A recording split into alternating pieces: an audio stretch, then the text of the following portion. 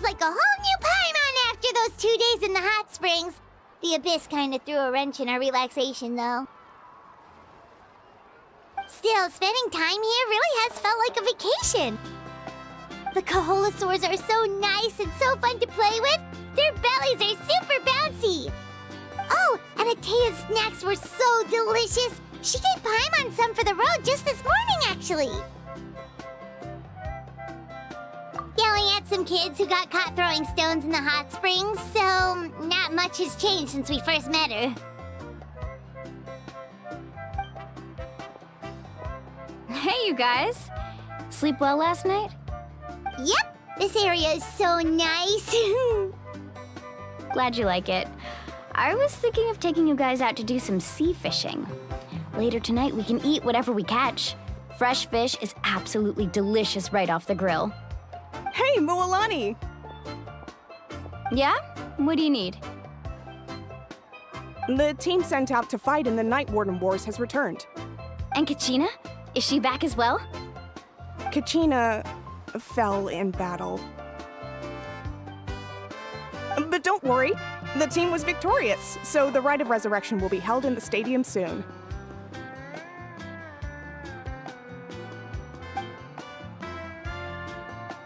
That's a relief. The Abyss is cunning, and it was her first time. Mistakes are bound to happen. Exactly. She deserves to hold her head up high. All right, thanks for letting me know. We'll head out in a bit. Jeez, she sounded a little anxious there. Had me thinking it was bad news for a moment. Mualani, you said the Abyss was cunning just now, but it seems like the Abyss just wants to destroy everything. Like, think about all those monsters that attacked your tribe. If there really was some sort of cunning plan, wouldn't it make more sense to send them to attack Kachina and her small team? Not that Paimon wants them to be in any more danger, it's just... Relax, I get it. The Abyss is difficult to understand, that's for sure. At a glance, it certainly seems like the only goal is total destruction. The Abyss isn't a living entity after all, so what capacity for logic or planning could it possibly possess? But through our long history of fighting the Abyss, we've realized things aren't quite so simple. 500 years ago, the Abyss invaded Teyvat. You know about that, right? That's right. Conria suffered greatly during that time. But so did every other nation in Teyvat. And Natlan was the worst affected of all. It took the combined efforts of the then Pyro Archon and heroes from every tribe to finally repel the Abyss. Even so, the effects of the invasion lingered for hundreds of years, only able to be reversed little by little. Our tribe's waters were contaminated. The Children of Echo's territory was overrun by dangerous sludge surging from underground. Unrelenting black winds tore across the lands of the Flower Feather clan. It was like each disaster was designed for a specific tribe. Exactly.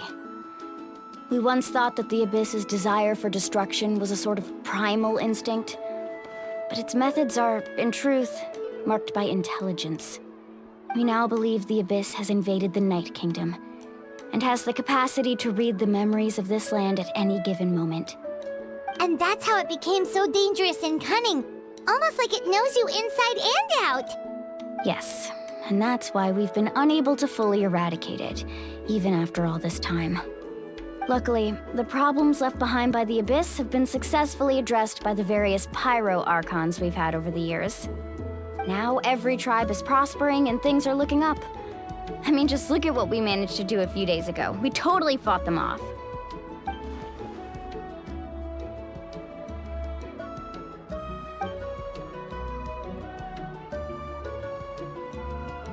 You must have had to sacrifice a lot to get to this point. Every battle, every sacrifice is in pursuit of a future where we get to stop fighting. Responsibility, duty, unavoidable burden. Everyone in Natlan views the war differently. But I believe we will be rid of the Abyss one day. And the efforts of all who fought against them will become a story for the ages. To think that my name could survive in ballads passed down to future generations, it's kind of romantic. Everyone has something that drives them forward, you know?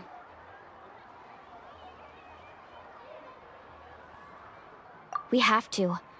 Not only for ourselves, but for our future. Anyway, let's head to the stadium. Our fishing trip can wait until Kachina's back with us. The sea's not going anywhere.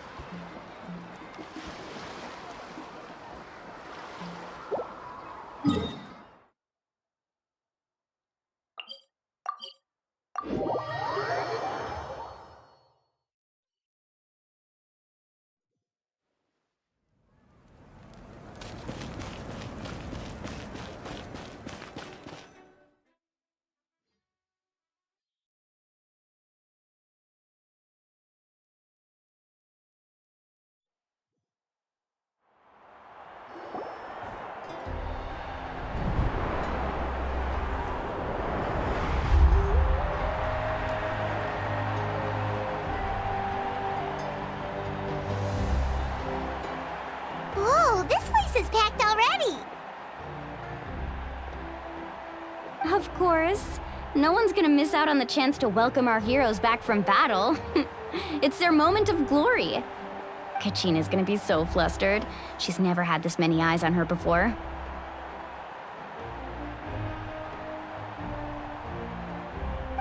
Yeah, she doesn't seem like the kind of person who likes being the center of attention.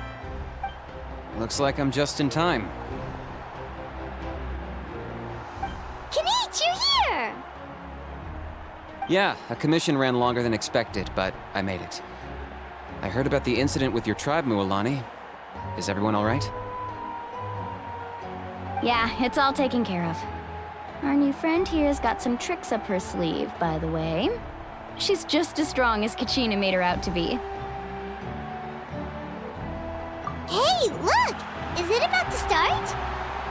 That's right. Someone will come out and recite a eulogy, and then we'll sing the Ode of Resurrection together.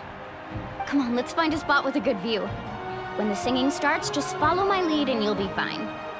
Let's go somewhere higher up so Kachina can spot us.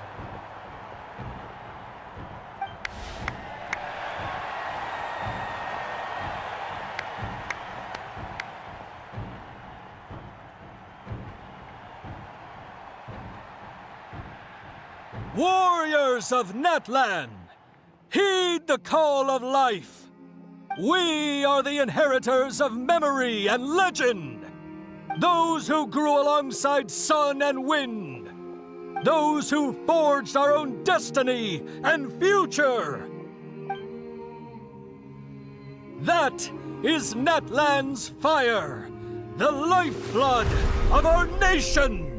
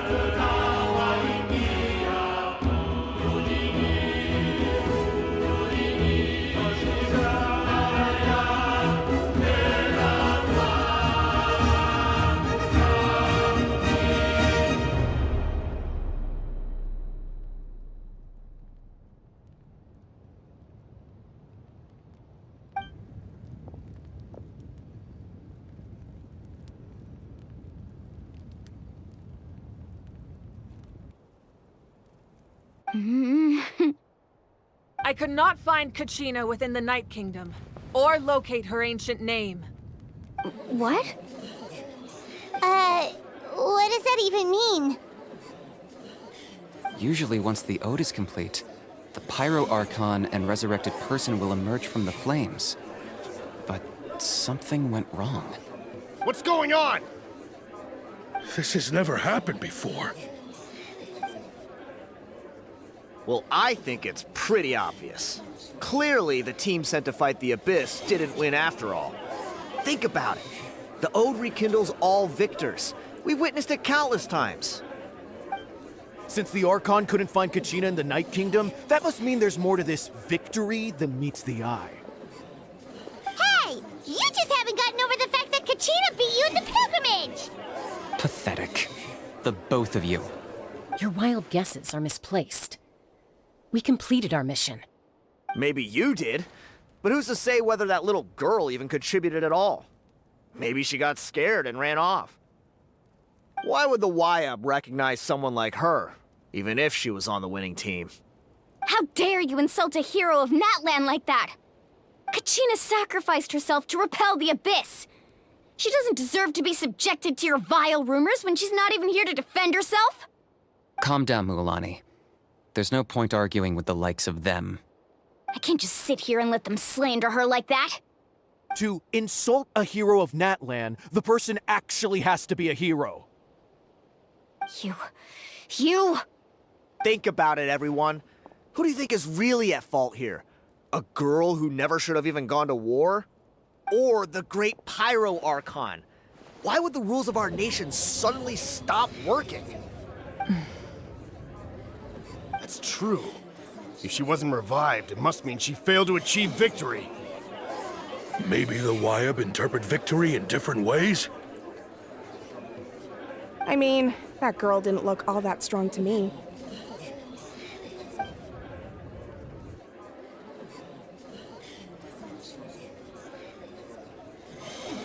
Kachina wouldn't have run! That's not like her at all! No, she's been waiting for this moment for too long. No matter how daunting the situation, no matter how scared she might feel, she's always the first person to stand up and face it head on. We don't even know what happened, so don't you dare try to use this as an excuse to vent your anger or slander her reputation. Fine. We'll find out what happens soon enough. Then, we'll see who truly deserves glory. That's enough. There is no doubt about today's victory, or Kachina's part in it. She is a hero worthy of our admiration and celebration. However, the failure of today's ceremony is undeniable. Kachina has not been rekindled, and I offer you all my deepest apologies as I continue to investigate this matter. To prevent further casualties, I have decided to suspend the pilgrimage until this matter is resolved. What? No one is all-knowing. No one is infallible, not even myself. But doubt is a means by which we seek the truth, not a weapon we wield against others. I didn't mean it that way, Archon. I just... If there are things you wish to clarify, then ask me directly. Doubt my answer if you wish, but now's your chance. You have concerns? State them. No, of course not. Even though I have said nothing to change your mind, then it would seem the truth never mattered to you at all. That guy doesn't even have the courage to answer the Pyro Archon's question. So much for all that glory talk earlier. I have a question, Archon. My friend Kachina. Do you have any idea where she is? It's extremely important to me. I know you said you were investigating the situation, but I'm sorry, that's not enough. I've already shared everything I know. If you want to learn the truth and rescue your friend sooner, you should join the investigation. So, what do you say? Of course I'll join. In that case, come see me in the speaker's chamber. We should join them. Oh, and if it's not too much trouble, could you drop by as well, Traveler? I'd like to have a chat. Rest assured, everyone, I'll keep the tribal chiefs informed on the progress of the investigation. Once again, I apologize for the outcome of this ceremony. If there are no further questions, let's part for now. Did she just ask us to come along? I believe she did. Let's go. I'd like to know what's going on myself.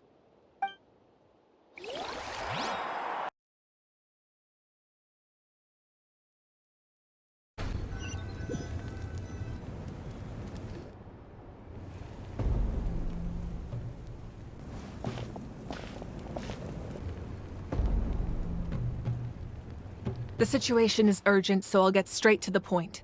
Kachina is undoubtedly a hero of Natlan, and I'm deeply sorry this happened to her. There's been unrest in the Night Kingdom, but I don't know what's causing it. As a result, I've been unable to track down her location.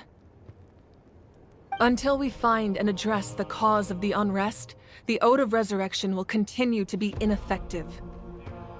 And that means Kachina won't be able to come back? That's correct. Not until the problem with the Night Kingdom is resolved. How long will that take? It's hard to say. Kachina always dreamed of fighting the Abyss, of doing her part to defend Natlan.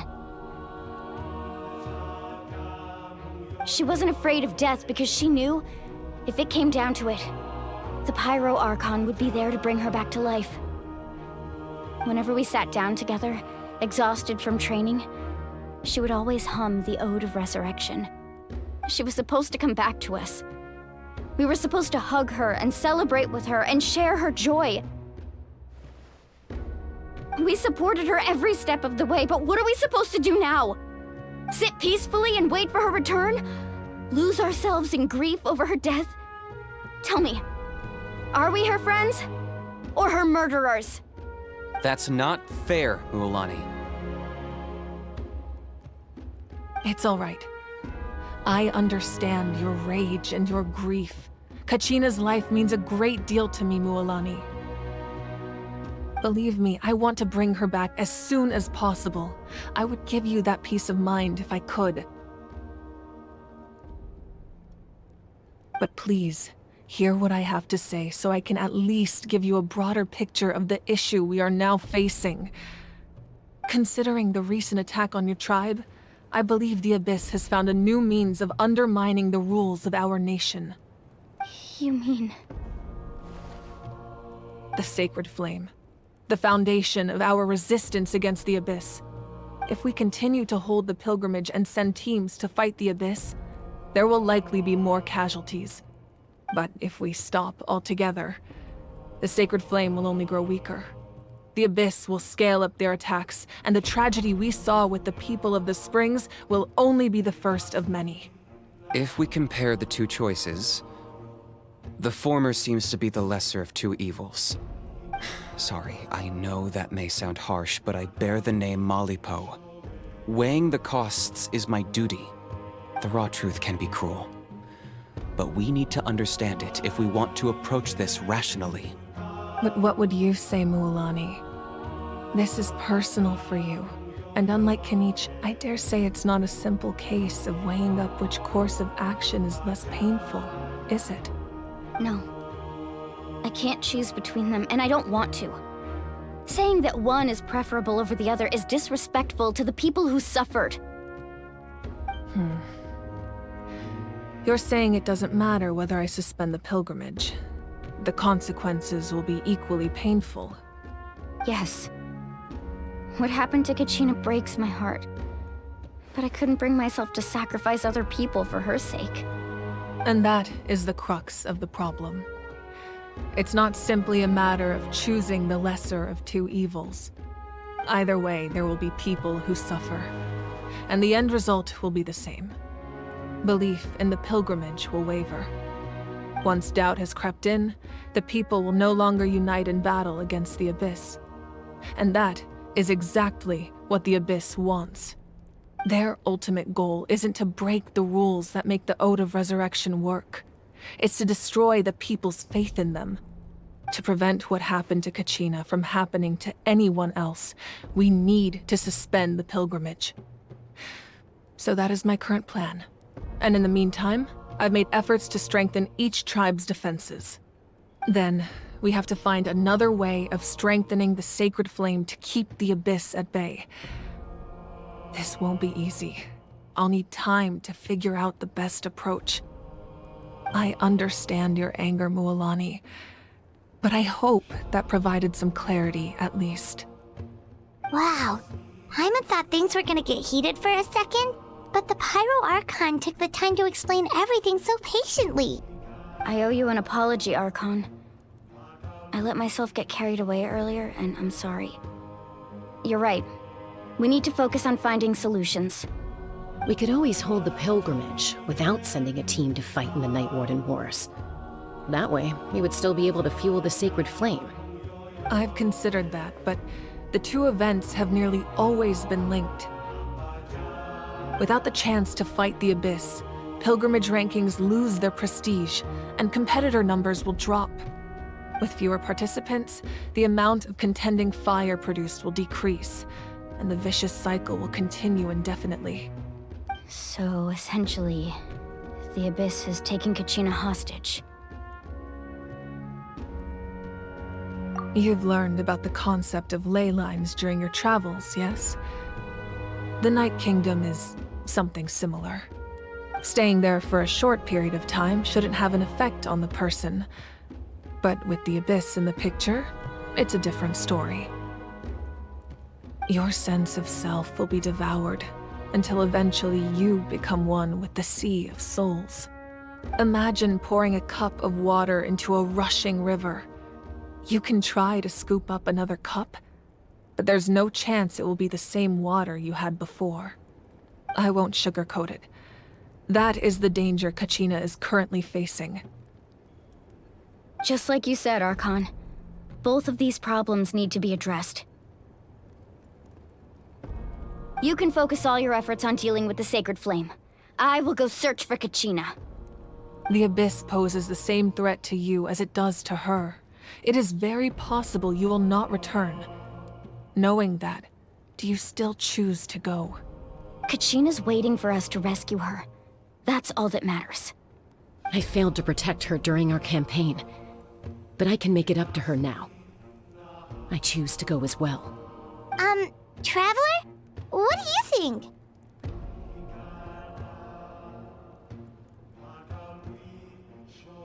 Understood. Then I'll support you in any way I can. The Masters of the Nightwind have a technique that can extract an ancient name from the ley lines.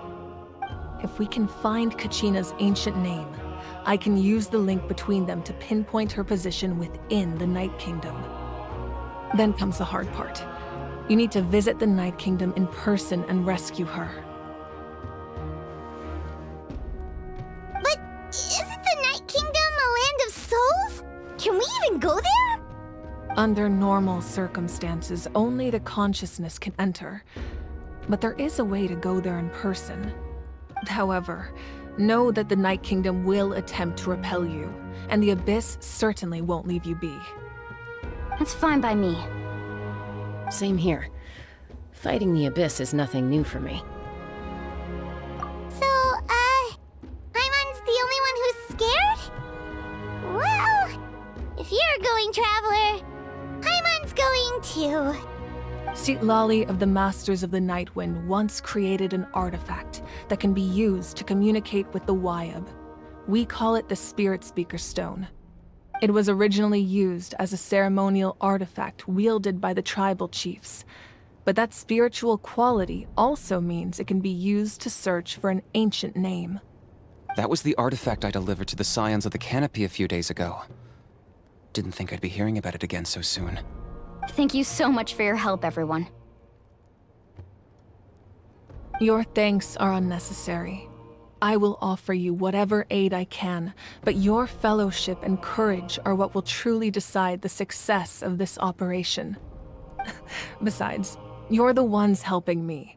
I can only focus on one thing at a time, after all.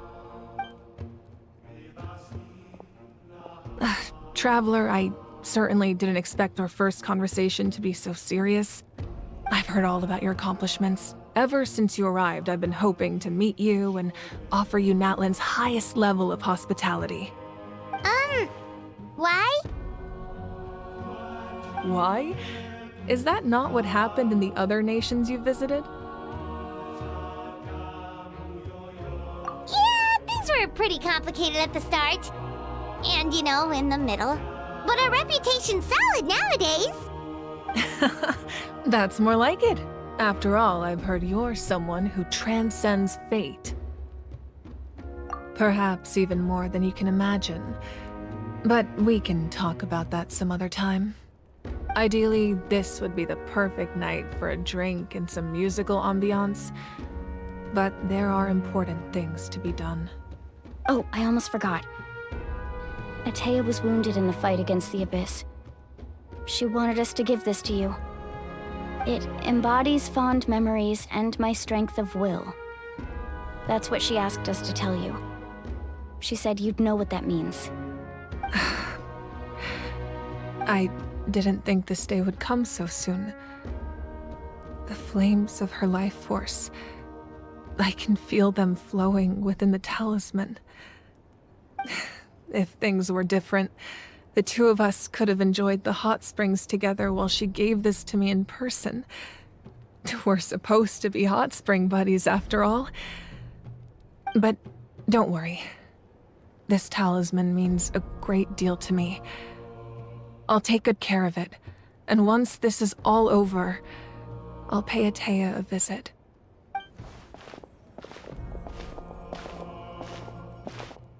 You said you didn't want to jeopardize the production of Contending Fire.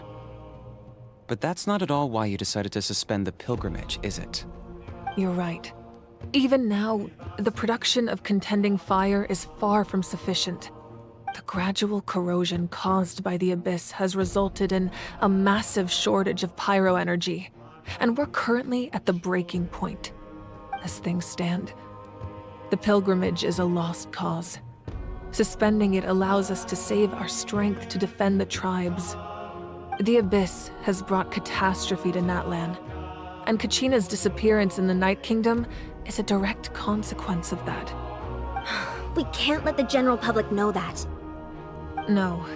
If the public learned that Natlan's destruction was close at hand, there would be immense panic. But if I said nothing at all, they would have continued to question the integrity of Natlan's heroes. Another simple choice. The latter was clearly the better solution. But you chose otherwise. I have never subscribed to the belief that the right choice is the one with the fewest sacrifices. Let's go. There's still a way for the sacred flame to last a little longer. You mean? Yes. Come with me.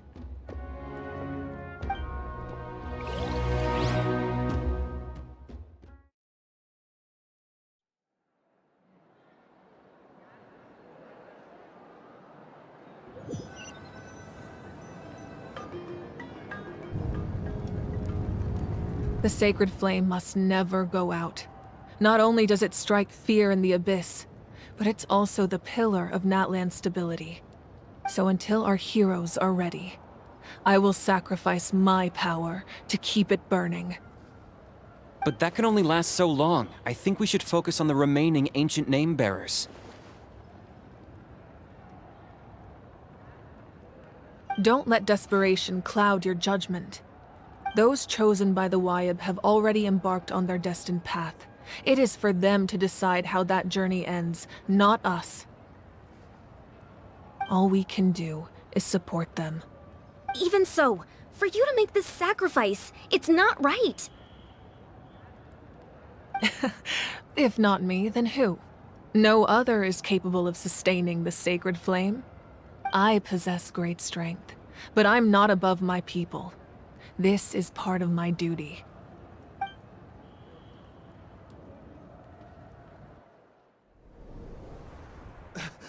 Archon, it's the Fatui!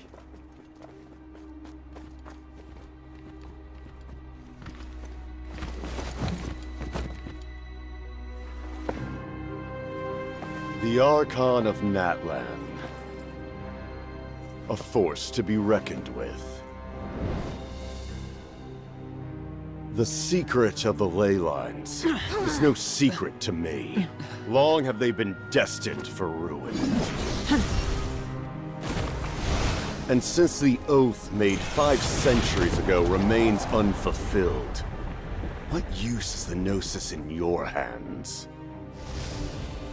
I don't know what you mean. But it sounds like this is about more than the Tsaritsa. In times of crisis, someone must pick up the mantle of salvation. Your plan has reached an impasse, and now it falls to me to create new rules for Natlan. But before the dawn of a new age, the old must be destroyed.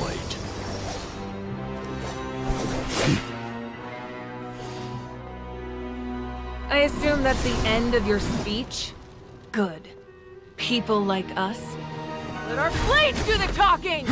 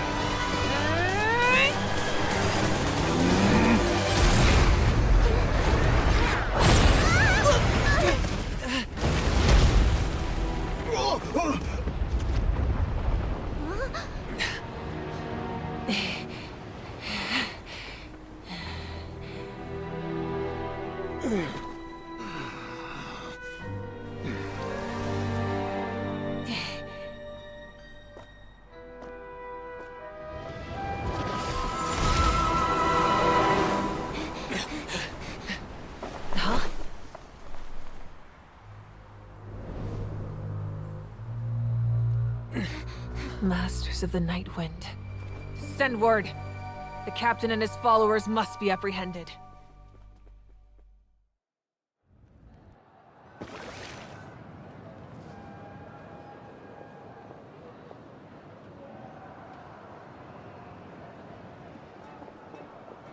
Are you alright, Archon? He was a formidable opponent. Exactly what I would expect from the first of the Fatui Harbingers. I never imagined someone could match you in combat. If the Tsaritsa sent him here, why would he bring up what happened 5 centuries ago? Yeah. And how much does he know about Natlan? The Harbingers are all driven by their own personal goals. The only purpose that unites them is collecting the Gnosis. But I'm sure the captain has his own reasons for being here as well. Whatever his motive, we should shift our focus to the Fatui. If they attack again, and we're not prepared, we're done for. No, we're running out of time. The wound I inflicted should hold him back and weaken him for the time being. Besides, I'm sure you noticed, the power that came to his rescue just now came from the Masters of the Night Wind. In other words, there are traitors among us. Not necessarily. This could prove to be a very valuable turn of events. When we exchanged final blows, I sensed an unusual presence within him. I'll need to investigate further. Kinich, go to the Masters of the Nightwind and look into who could have aided the captain. Speak to Lali. She should know. Of course, I'll head out right now. Do you still intend to... Yes, but fear not.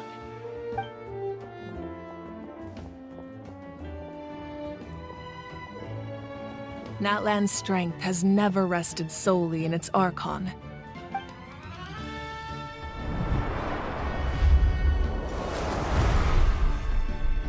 Together we foresaw the only path that leads to our nation's future.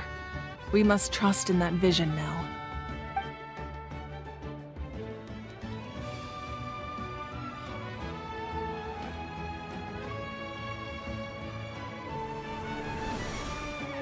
Is everything okay, Archon?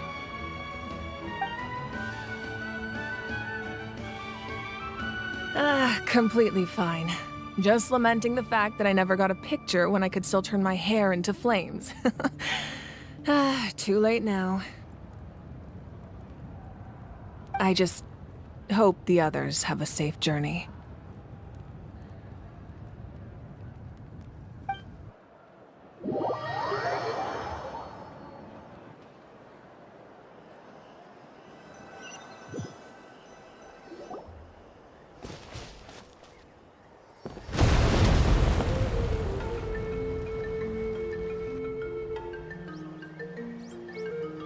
What's happening at the stadium?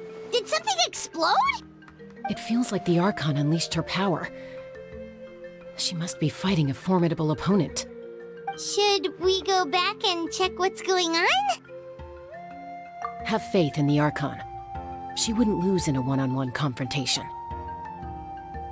Once we find Kachina's ancient name, we'll head right back. Okay, let's just keep climbing. Emon really hopes nothing goes wrong.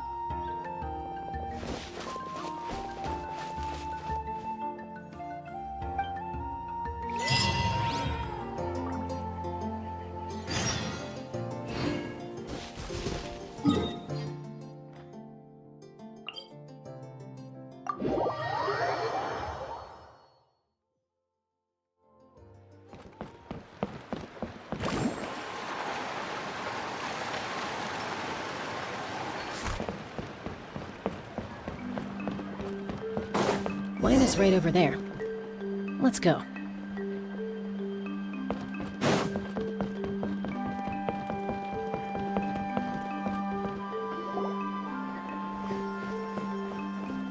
Chaska.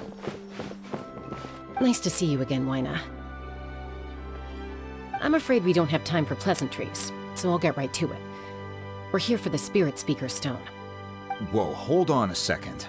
At least tell me why you need it first. My friend Kachina is trapped within the Night Kingdom. We need the stone to find her ancient name and rescue her. Rescue her? From the Night Kingdom? That's right. I'm sorry, but someone needs to tell you what you don't want to hear.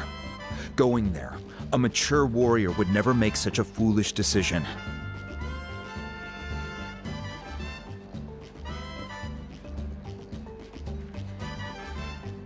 The nature of battle is unpredictable. You never know how it's going to end.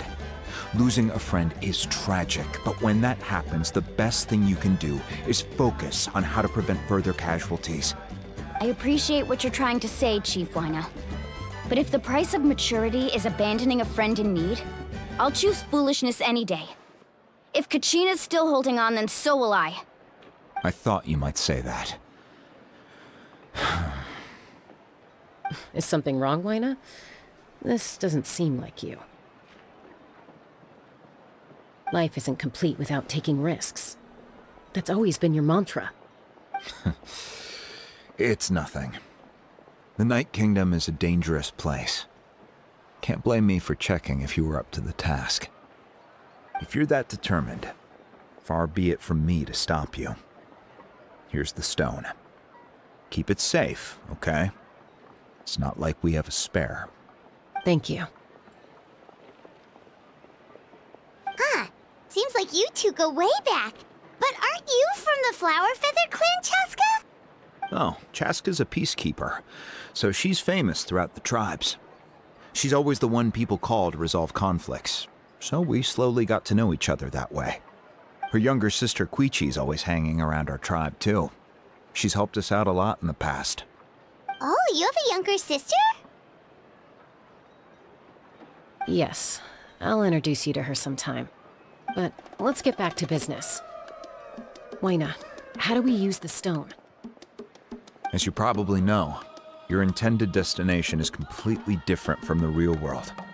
The Night Kingdom is like a river flowing with concepts, and the ancient name you seek is like a tiny fish swimming downstream. In that sense, the stone is like a fishing boat drifting down the river, but the boat alone isn't enough. You need a fisherman experienced enough to steer it in the right direction. We couldn't do that ourselves? With a little practice, I'm sure you could.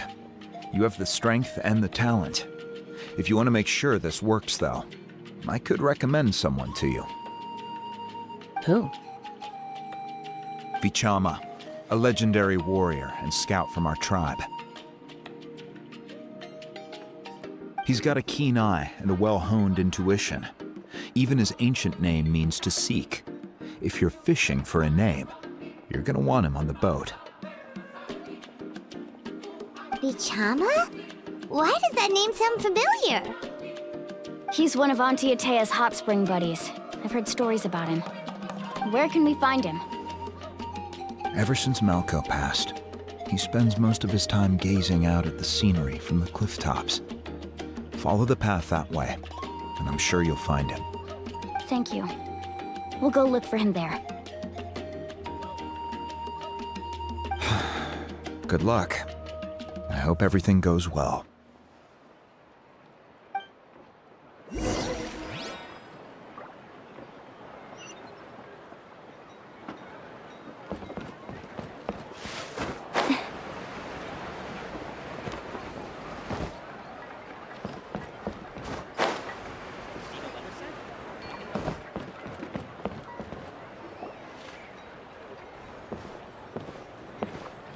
Someone admiring the scenery from the cliff tops.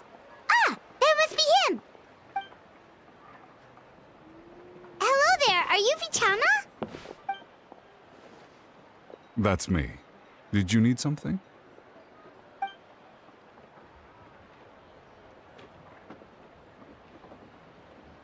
What? You're saying you can bring someone back from the Night Kingdom? How is that even possible? No, if you really think about it, anything's possible in that kind of place. But that would mean... Are you okay? You don't look so good. Everything's fine. I'll help you, but I do have a small request. After I help you find Kachina's ancient name, I want to use the stone to look for my friends as well. Your friend? Oh, why not mention someone named Malco? Is that who you're talking about? Yes, but I'd rather not get into it if it's all the same to you. That's not a problem. We agree to your request. Yeah. Since you're helping us find Kachina's ancient name, it's only right that we return the favor. Then we're agreed. Can I have a look at the stone?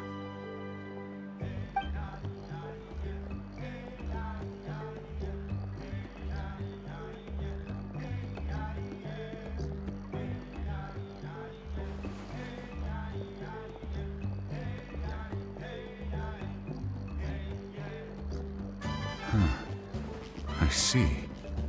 From what I can tell, it functions almost like an abyssal pylon. Both connect the Night Kingdom to the living world. Once the connection is established, the abyss will come surging through the opening like a predator honing in on the scent of blood. So we have to be sure not to use it in a tribal settlement. Wow, you got all that just from looking at it? I just picked up on the basics, really. I still have no idea why it works. You said someone named Lali invented this. They must be a genius. I'll go find an open area and start setting things up. In the meantime, I need you to get 2 things for me. We'll go right away. What do you need? First, I'll need some hook ropes. Pretty much every store around here carries them, so no need to go anywhere special. Oh, and I need to build a net out of them, so make sure you get a good amount. Wait, are you saying you're going to use a real net to catch Kachina's ancient name?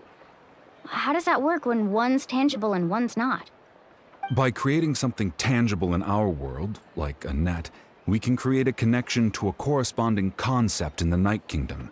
Basically, I'm going to use the concept of a net to catch something equally intangible, an ancient name. Oh, I see.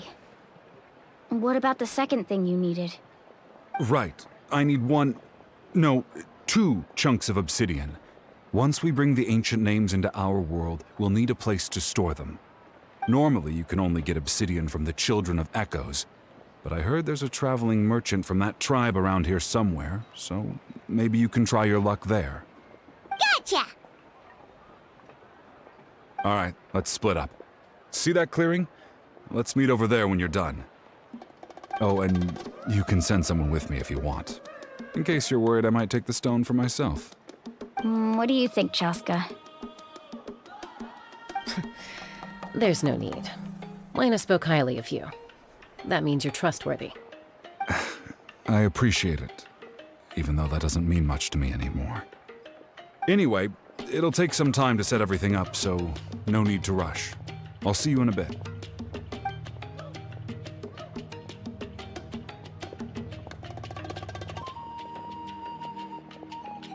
What an odd guy. He seems so defeated, but also really invested in the stone at the same time. I don't have any more insight than you, Paimon. Let's just focus on the preparations for now. Hang on, Kachina. We're coming for you.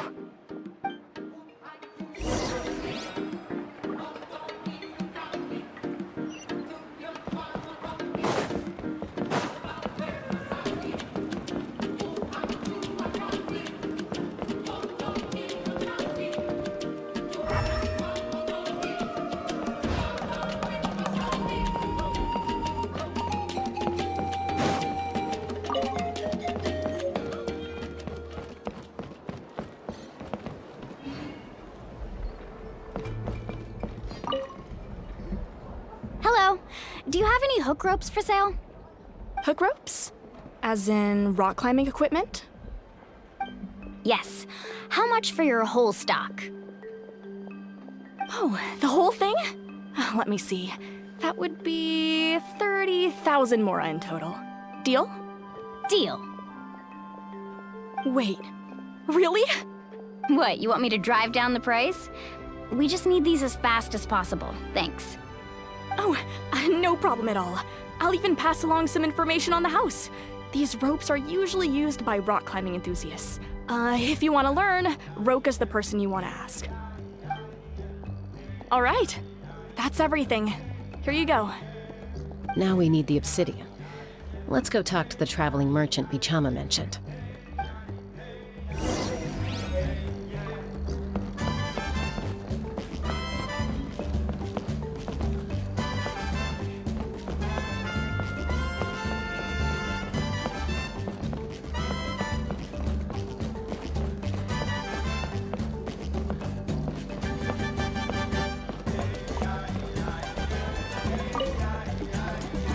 Excuse me, do you sell obsidian?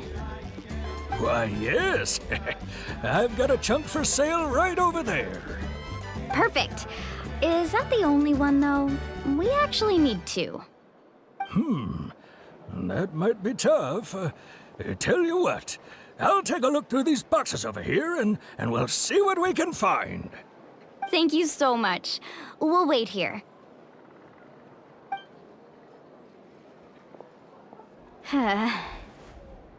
Relax.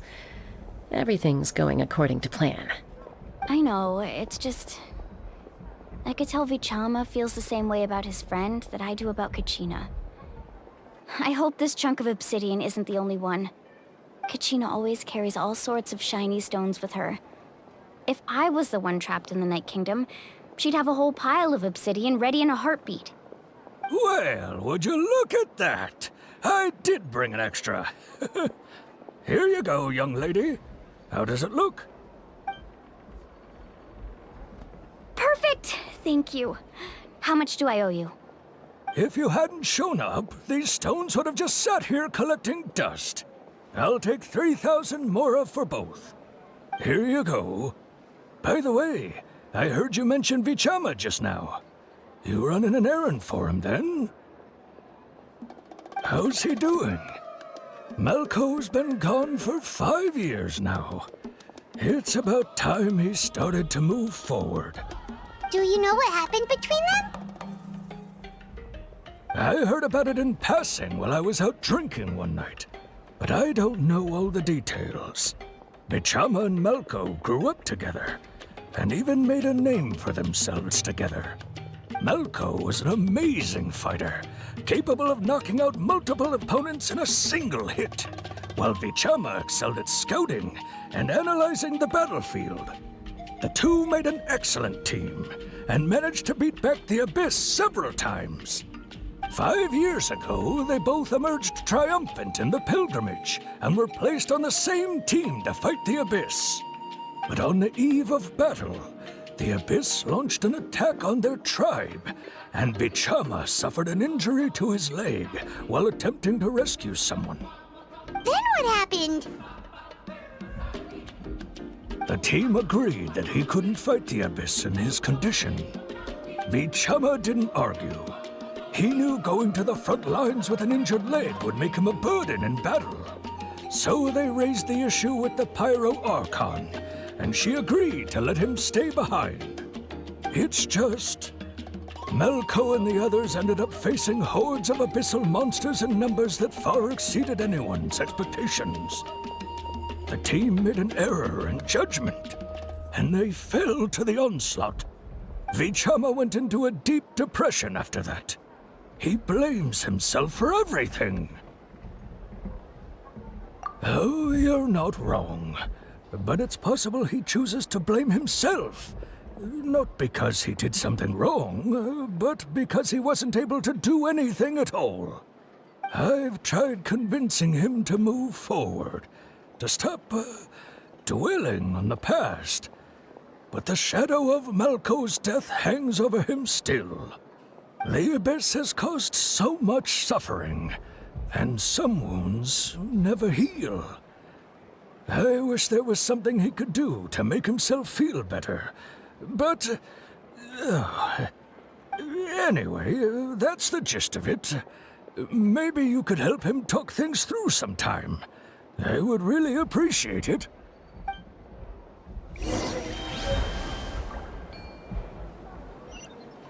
Whoosh! No one can catch me!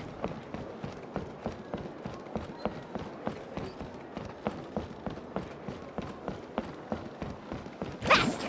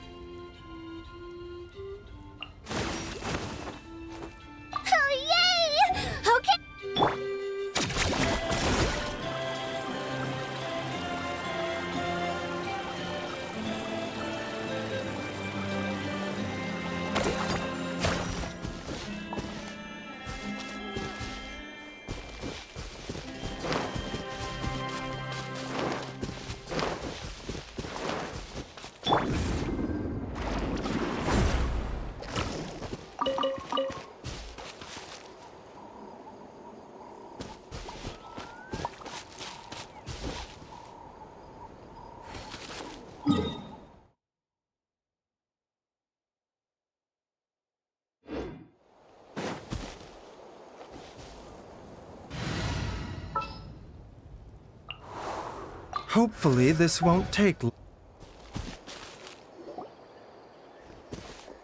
Did you get everything? Yep, it's all here. When do we start? I've made all the necessary adjustments, so we're good to go. As agreed, I'll help you find Kachina's ancient name, and then you return the favor. Go ahead.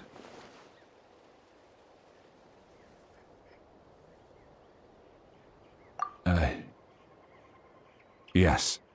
After Malco fell, I scoured the battlefield to see what happened. It turned out he wasn't bested by some impossibly powerful foe. He was dragged to his grave by the sheer number of enemies. If I had been there, I would have been able to sense the danger. I could have warned them not to advance. I've always blamed myself for what happened. But when you told me about Kachina, I realized there's a chance Malco might also be alive, fighting for survival in the Night Kingdom. But that happened several years ago, right? The Pyro Archon said all life within the Night Kingdom eventually becomes one with the Sea of Souls. There might not be much hope, but I still have to try. Malco and I promised each other, even if we never managed to root out the Abyss for good, we would fight together until the end. All right, let's get to it. I'll start searching for the conceptualized version of Kachina's ancient name. If you see any fragments scattered around the area, please collect them.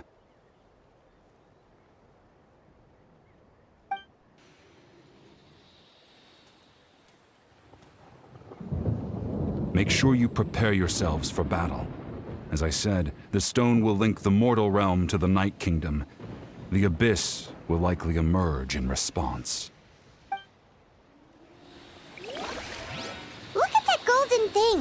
It must be one of those fragments Vichama mentioned. Let's get closer!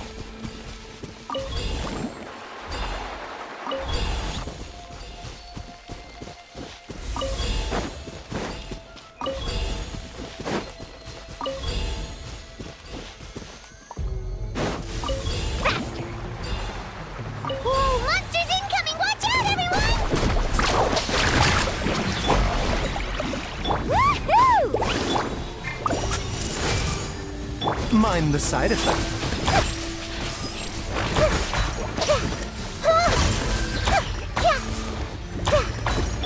Let's get it on! Let's ride! Woohoo! Amazing! Everyone hold hands! Share my knowledge! Taking a turn for the better. The doctor will see!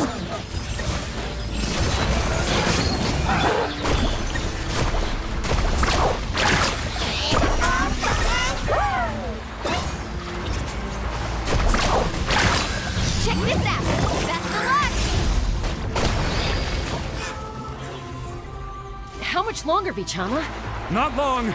We're getting close!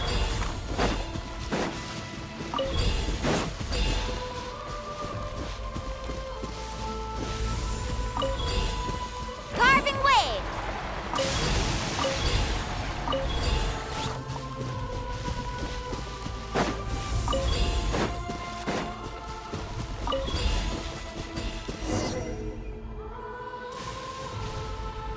Vichama!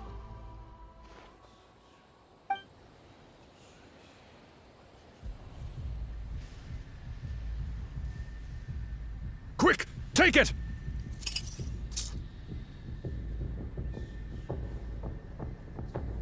I found Kachina's ancient name. Hang in there, Malco. Just a little longer. Something's not right. The power of the Abyss is getting stronger.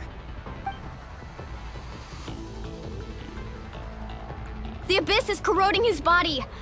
Vichama, you can't keep going, you'll die! I should have died 5 years ago. I just need a little more time.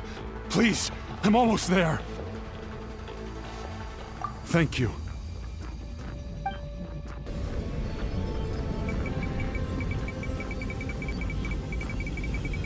Whoa, watch out! The power of the Abyss is strong!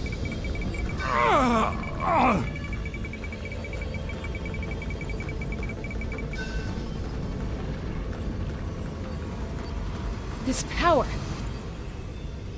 Hanging in there? Malco. No! Why can't I find him? Why? We can't wait any longer. Pull him away from the stone, Mualani. I already tried, but the power of the Abyss has him in a chokehold. It's like he's tied to the stone with an invisible rope. In that case, we have no choice. I'm sorry, St. Molly. Get back! Chaska, wait!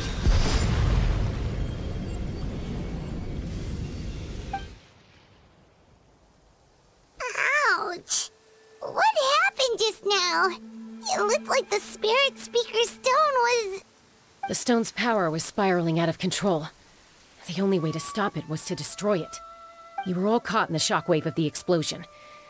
You might feel dizzy for a while, but that's normal. Give us a heads up next time, will you? You're lucky we managed to dodge it in time. I thought I said to get back. Yeah, barely a second before you made it go poof. Not everyone has your reflexes, Chaska. We were this close to getting dragged into the explosion. Okay, I'll be more careful next time. At least Kachina's ancient name is still in one piece. Wait, where's Vichama? Vichama! Vichama! I couldn't find Malco's ancient name. It must be completely gone by now. Once your ancient name disappears, there's no coming back.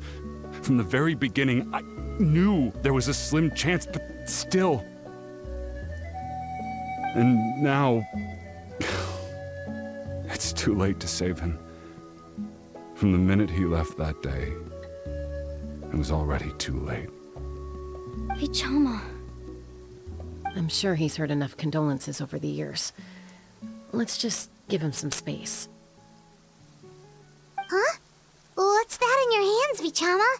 It looks like something's glowing. Huh? This is...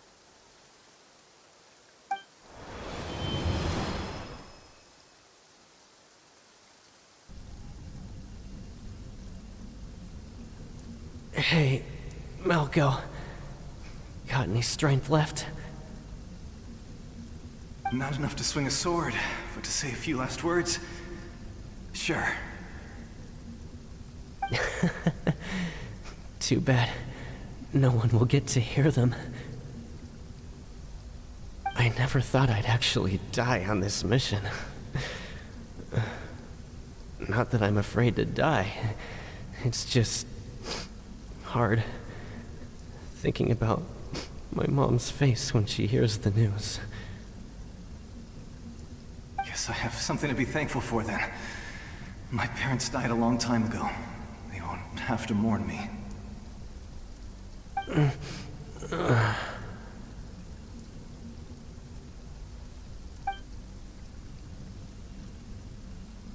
Pisak! Always had to beat me at everything, didn't you? Right to the end, you were never one for goodbyes. Maybe you're right. Maybe no one will get to hear our last words. But just in case... Vichama, I'm so glad you didn't come with us. Don't be sad. Just keep on living. For the both of us.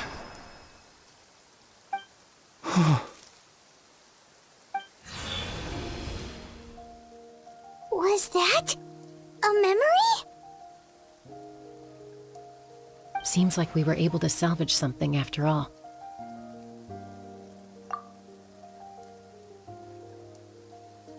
Of course. Seeing him, hearing his voice again, it makes me unbelievably happy. But it also brings with it an even deeper pain. A deeper pain? Why? Malco was always the type to put on a brave face. But in that memory just now, his hands were shaking, and his smile was forced. For all these years, I regretted not being able to fight alongside him to the end. And now I know, at the end of his life, He was thinking the same thing. Vichama. I'm fine. Actually, I heard Chief Wyna wasn't really on board with your plan to go to the Night Kingdom. When you asked for my help, I hesitated too. I knew helping you find your friend's ancient name meant leading you one step closer to danger. But I also understood why you had to try. Everyone has regrets in life, but not everyone gets the chance to make up for them. Once allowed to fester, guilt strips us of our most valuable qualities as warriors. In that sense, we might as well choose the braver path from the very beginning.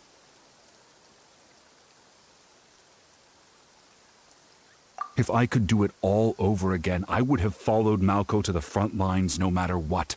Even with an injured leg, there were still things I could have done. That way, even if the outcome stayed the same, I still would have fought alongside him to the end. There are critical junctures in life, and if you don't seize the chance to act, there's no going back. That's something I had to learn in hindsight, but you're still at the crossroads of your journey, so I hope you can walk away without regrets. Thank you, Vichama. I feel even more determined now. Kachina will come back to us. I'll make sure of it. I promised I would find her, and I intend to keep that promise. That's good to hear. Strange. My body, it's... Once abyssal corrosion enters the body, a portion will fuse itself to your internal organs. Even though the Traveler possesses powers of purification, the corrosion can never be fully eradicated. Thanks to her, though, you are only briefly exposed. Slowing your breathing and controlling your emotions should help you keep the symptoms in check.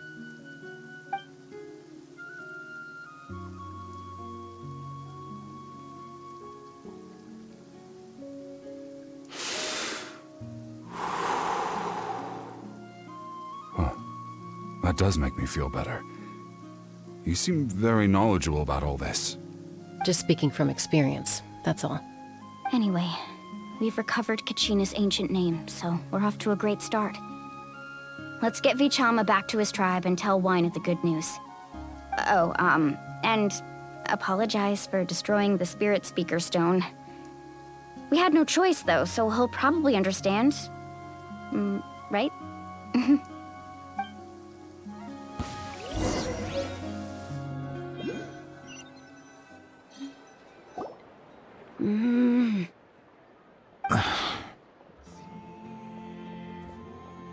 Koichi, are you really gonna just stand there like that?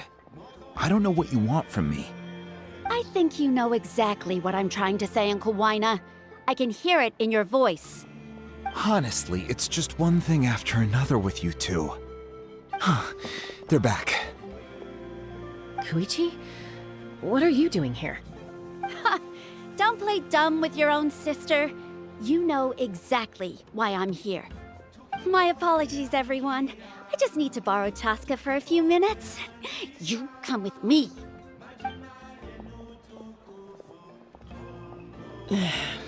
I'll be just a moment. Who is that? Koichi, Chaska's younger sister. Although the two aren't actually related by blood, it's kind of a long story. It's not really my story to tell, but I guess it's not a secret. You see, Chaska was actually raised by cuckoo-saurs. She was afflicted with a rare disease when she was a child, and abandoned in the wild as a result. The Abyss found her out there, all on her own, and tried to devour her. But in the end, all that did was trigger her will to live. That strength of will pushed her to survive. But it also planted a seed of conflict within her. Eventually, she was adopted by the cuckoo-saurs. Wherever they went, she followed, getting into fights right and left. For some reason, Paimon can totally imagine that. Well, when Chaska finally returned to human society, it was Koichi's parents who adopted her. At the time, Chaska still had a habit of getting into fights, so Koichi was always taking her around, apologizing to everyone. Ah, I remember those days. One of those fights was definitely with me. But, you know, kids. You're fighting one minute and your friend's the next. Eventually, she found a way to rein in that desire to fight. And now she's who people call to resolve conflicts. She's known as the Peacemaker. It sounds like she still argues with Koichi, though. Don't siblings usually stop fighting when they get older? That's partly my fault. Koichi asked me to stop Chaska from doing anything dangerous, but you probably know by now, once Chaska makes up her mind, there's no changing it. Oh, I get it. No wonder you tried to talk us out of going to the Night Kingdom. Chaska even said that wasn't like you. I'm all for your adventure.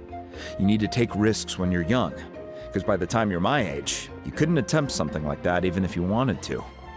Better try now than live with regrets later. That's what I say. Still, I can understand where Koichi's coming from. In the end, nobody wants to sit back and let a loved one put their life on the line.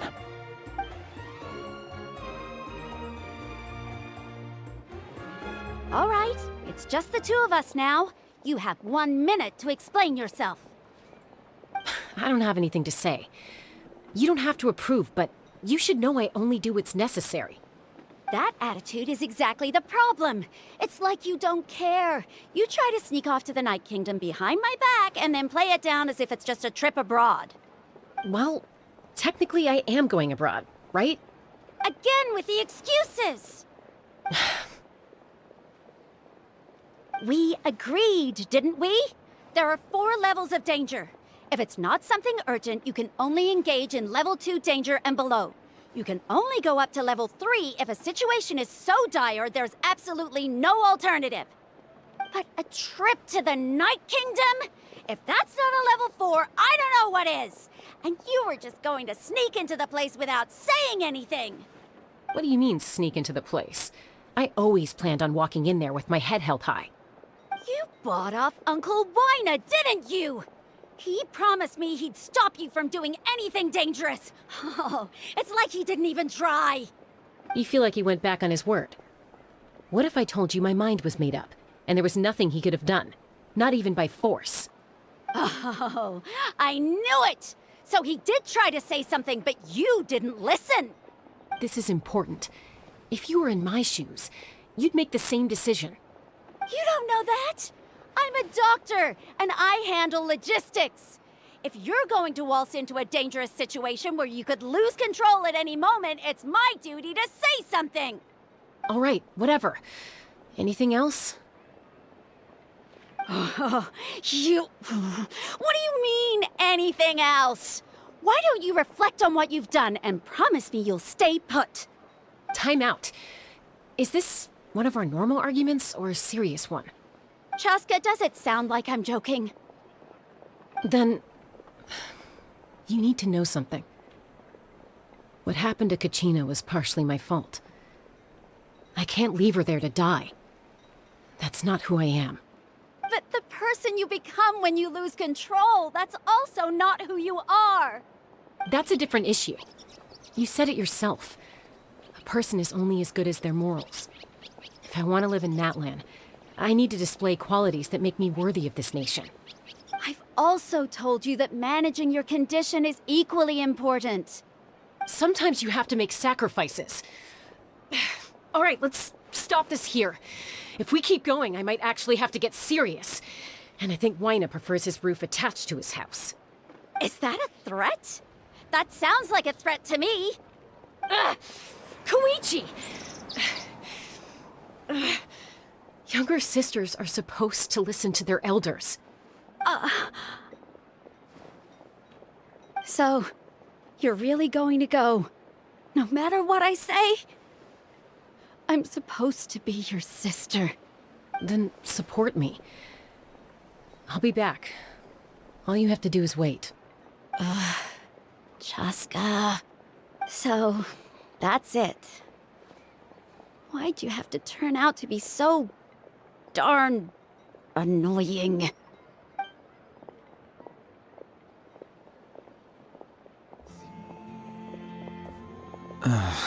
You two are something else. Something you wanted to say? I know you aren't related by blood, but you two sure are similar. Really? You know, I said that very thing to Koichi not too long ago, and she reacted the exact same way, down to the very tone of voice. It's not my place to get involved, but I will say this. Try to spend a little more time with your sister. You're tough kids. That doesn't mean you have to go it alone. Thank you. Anytime. All right. If you're done with the Spirit Speaker Stone, you might as well hand it over. According to Kinich, it's an important ceremonial artifact, so it'd be safer to keep it with me. About that. If only Tone-Deaf Bard was here, he could have repaired it just like the Holy Liar. It might be in a few more pieces than you remember. Huh?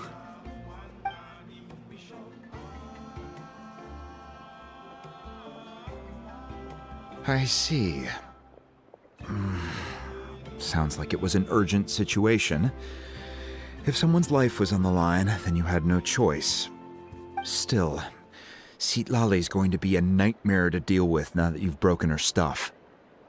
I'll explain everything to her later. Stay safe out there in the Night Kingdom, okay? I'll wait here for your safe return.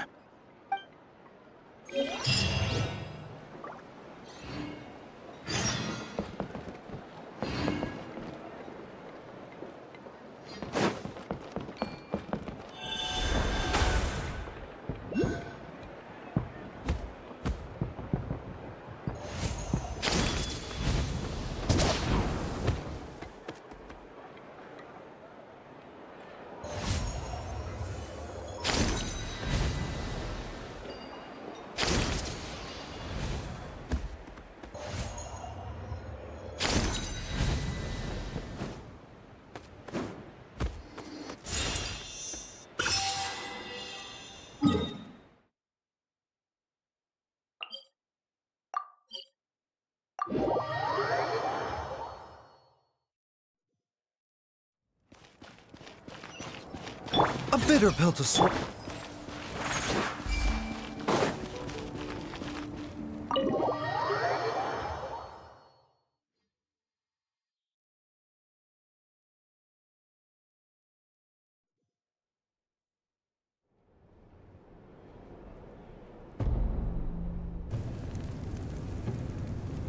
We're back! We found Kachina's ancient name, too!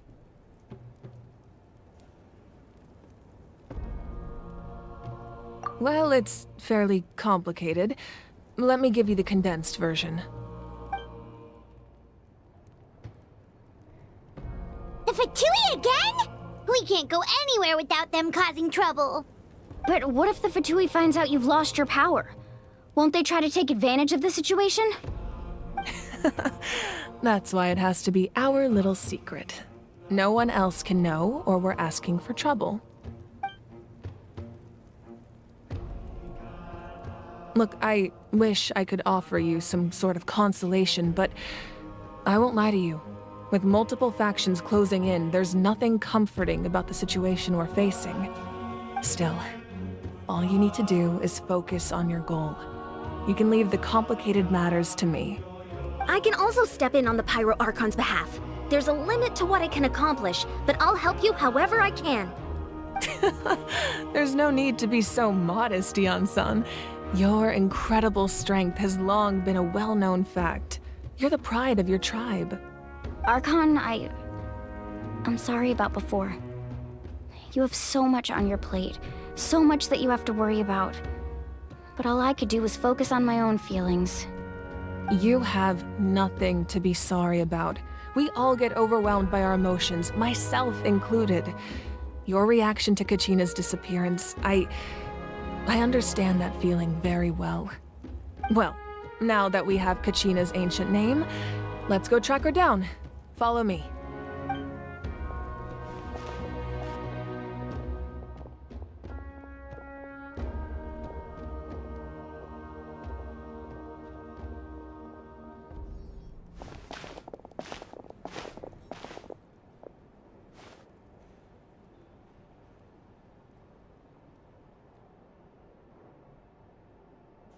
What is this place? Hey, isn't that Atea's talisman? Good eye. This is where I store all the various mementos I've collected. Whoa. I've never seen this place before. There's so many things in here. It looks like there are items from every tribe. Collecting them must have taken a lot of effort. I suppose you could think of it as a hobby of sorts.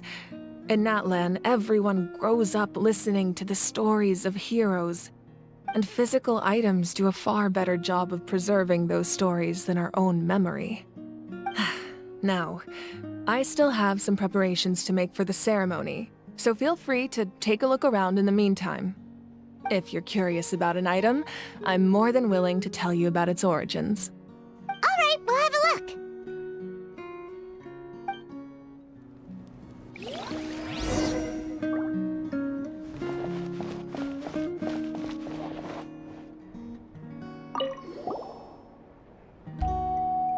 There are so many jars and potions around here. Do they have anything to do with alchemy?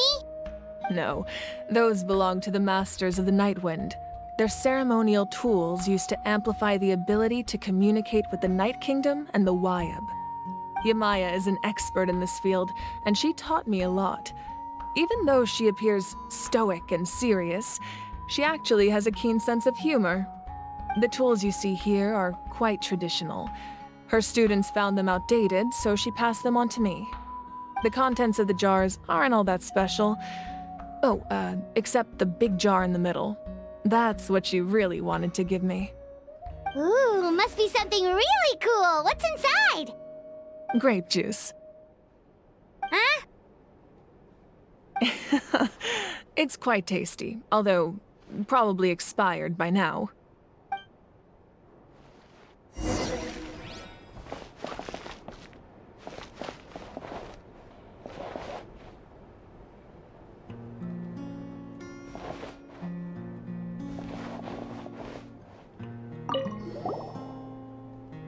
Whoa, that belt is bigger than Paimon's head! The Collective of Plenty are known for their bodybuilding competitions and contests of strength. This belt is a symbol of great honor within the tribe. The association with strength might also have been the reason the original belt was extremely heavy. It was difficult for even 2 people to lift. And even if a warrior had the strength to put it on, wearing it for any length of time would still leave them gasping for breath. Sounds like it. So the owner of the original belt, Kitera, commissioned a craftsman to make a copy identical in appearance but far lighter in weight. That is the belt you see before you. He would often wear this version when training in order to protect his waist. Or he made a lighter version so he could wear it all the time and show it off.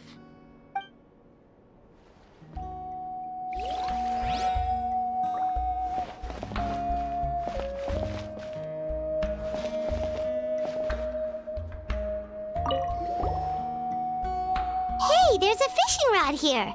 It must have belonged to the people of the springs. That's right. It belongs to a legendary fisherman named Matavaru. I have his entire set of fishing equipment, actually. He and I met in a tavern. He told me about a particular kind of giant fish and his meticulous plan to catch it. In his eyes, I saw a hunger and a strong fighting spirit. To him, the sea was the battlefield upon which he staked his honor. So, did he do it? The next time I saw him, he was covered in scars. It turned out the fish he sought had been corroded by the abyss. He managed to kill the fish, but sustained a serious injury in the process, which meant he could never go deep-sea fishing again. Can a fisherman claim victory if he fails to bring back his catch? That's what he asked me in the end. Well, Paimon thinks he won. That was my answer as well. The experience was far more valuable than the prize itself.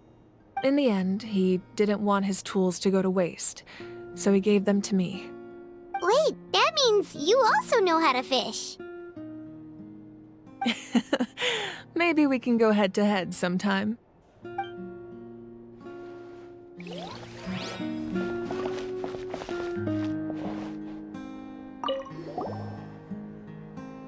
Atea's talisman? I'm sure you're familiar with this one already. Atea was rarely ever without it. The talisman brought her a lot of luck in battle.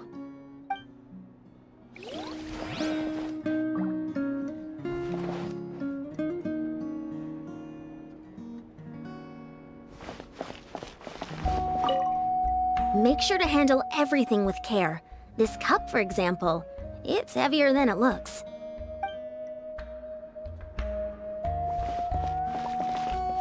This flower looks like it's thriving. You must be good at taking care of plants, Archon.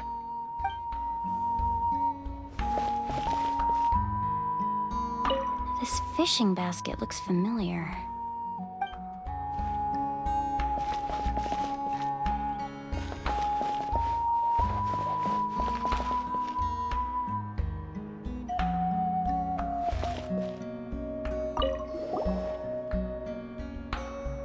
Whoa, this weapon is huge!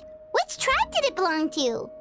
Ah, that weapon belonged to Tenoch, a hero from 500 years ago. Strictly speaking, he didn't belong to any single tribe.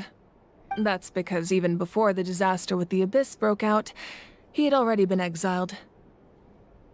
Exiled? It was a punishment imposed out of necessity, but he accepted it all the same. He believed it was what he deserved. When the Abyss attacked, the tribes found themselves in urgent need of a powerful figure to lead them into the battle, and there was no one more courageous or resolute than him.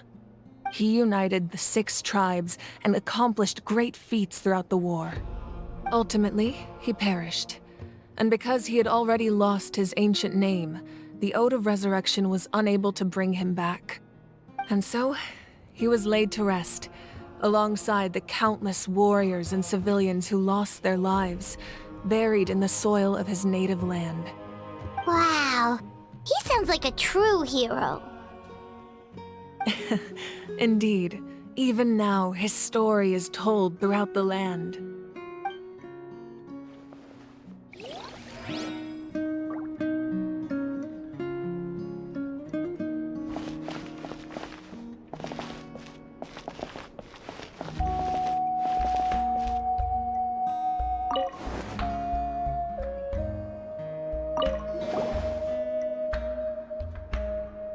The powder still needs some time to settle, so let's wait a little longer. Well, what do you think of my collection? Do you feel like you have a better understanding of Natlan's culture now? Yeah, if each item represents a different story, seems like Natlan's really been through a lot. Does every item hold a special memory, just like Atea's talisman? That's right. The items in my collection actually serve a similar purpose to the ancient names passed down among the tribes. They demonstrate the true shape of time. The shape of time? Most people perceive time as a linear concept, almost like a straight line that can only move forward. We cannot change the past or predict the future. But there's also a different theory, one that I believe to be closer to the truth.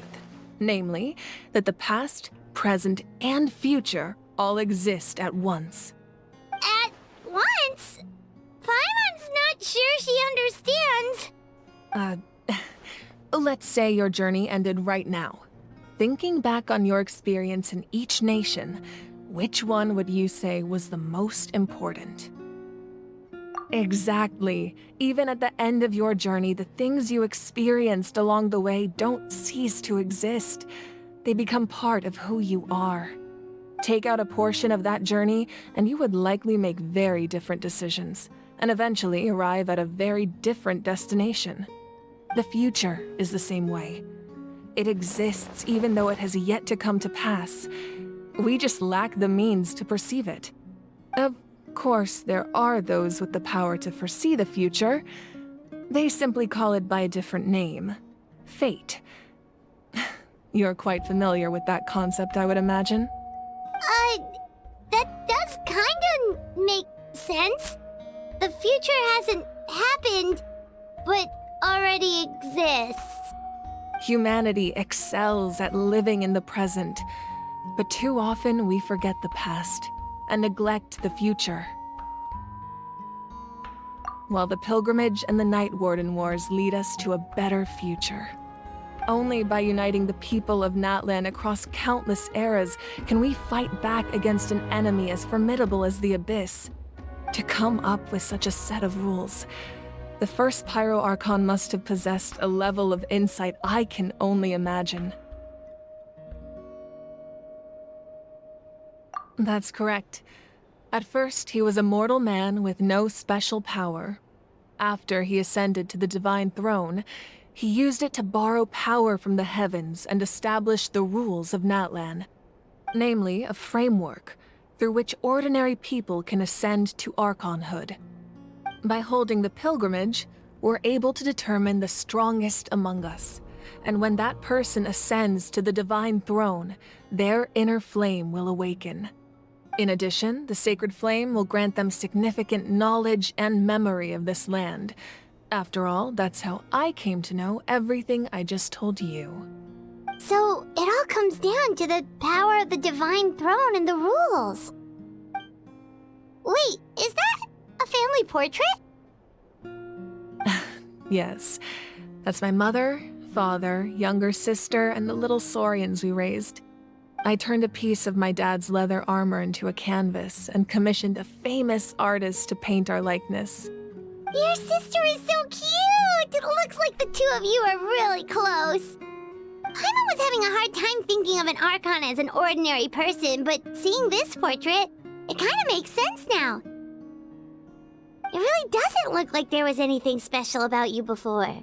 Oh, wait, is Paimon allowed to say that? A little late for that question, don't you think? Sorry! Paimon's so sorry! Paimon's mouth works faster than her brain sometimes! It's alright. I'd never get upset over something like that. No matter what others may say, my past is a precious part of my identity. I'm forever proud of the life I used to lead. Becoming the Archon doesn't mean you sever ties with your family. The position just comes with a lot of responsibilities, so it impacts how often you get to see them.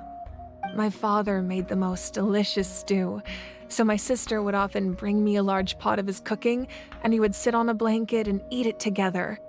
One time, we didn't close the door securely, and the saurians we were raising ran into the room and knocked over the entire pot. My sister immediately burst into tears. The two troublemakers were going for the meat, but when they saw my sister's distress, they froze on the spot. I still remember the way they laid there, sulking like a pair of children, even after making such a mess. It was frustrating, but in the end, all I could do was comfort my sister and move on. Wow. Isn't that what being a family is all about? I think about that story a lot, actually. As the Archon, I made a vow to defend this nation, and experiences like that, they remind me exactly what I'm trying to protect. Well, what happened after that? This portrait looks pretty old. Your sister must be all grown up by now, right? I believe she ended up working as an architect and artist. She built many houses and crafted many beautiful works of art. Anyway, that's enough about me. Now that the powder is settled, we can begin. Ian-san, Mulani, Chaska, over here, please. Place the ancient name up there, and then we'll begin.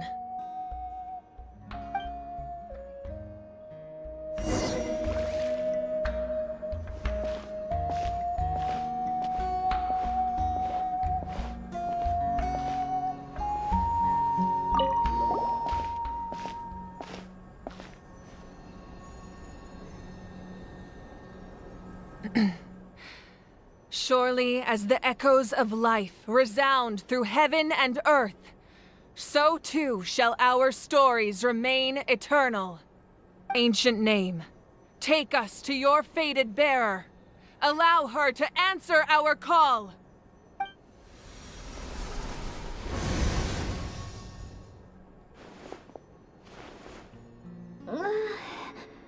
Am I hallucinating again? Kachina! Are you okay? Huh? I'm not seeing things, am I? Is the Abyss playing tricks on me again? It's okay, Kachina. It's just us. We're trying to find a way to bring you back. Everyone, you have to listen to me.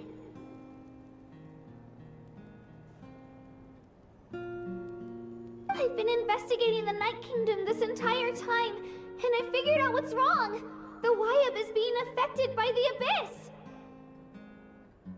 I was waiting for the Wyab to send me back, but then this really strong monster came in and it almost killed me.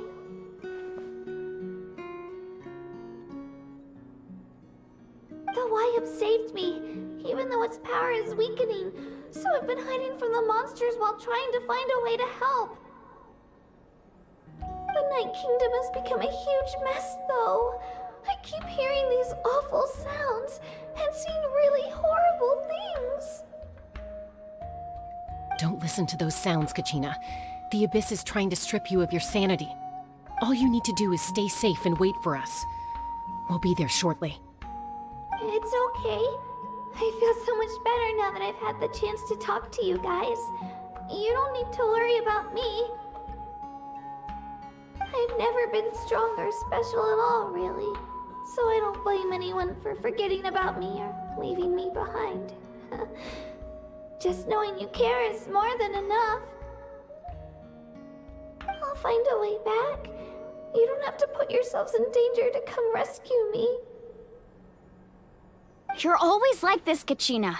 Now's not the time to act tough. We're coming for you, and that's final. I don't know what lies the Abyss has been feeding you, but I'll tell you something right now. Nobody here sees you as a burden. You're a victor of the Night Warden Wars, a hero of Natlan. All you need to do is wait for us to rescue you, and you'll get all the applause and recognition you deserve.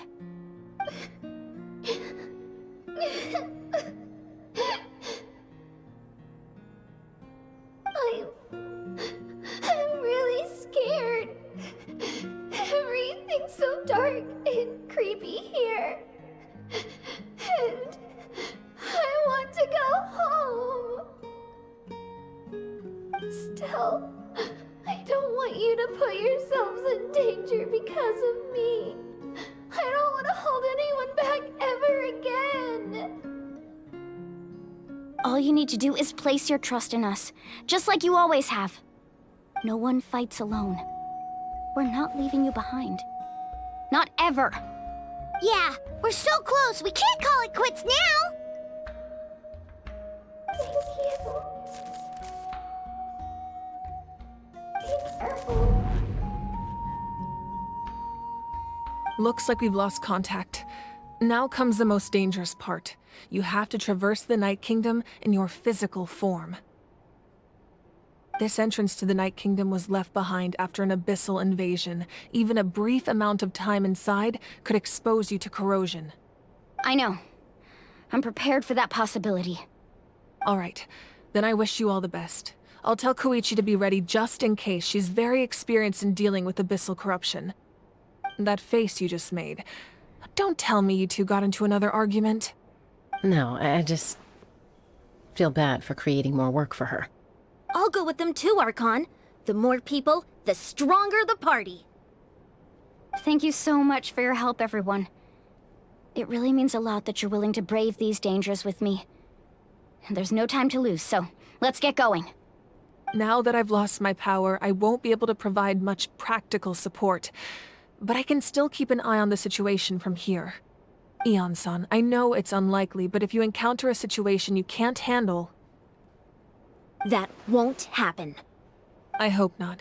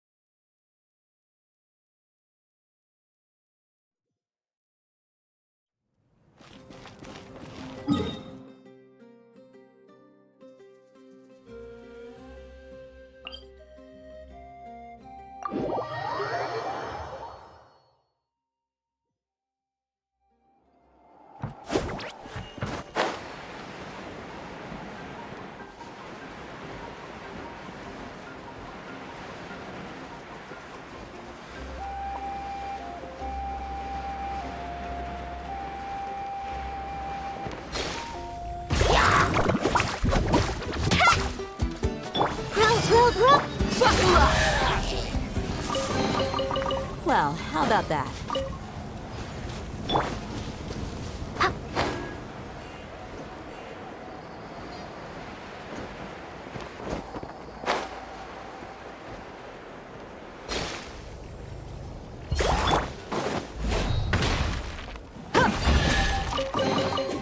I call dibs.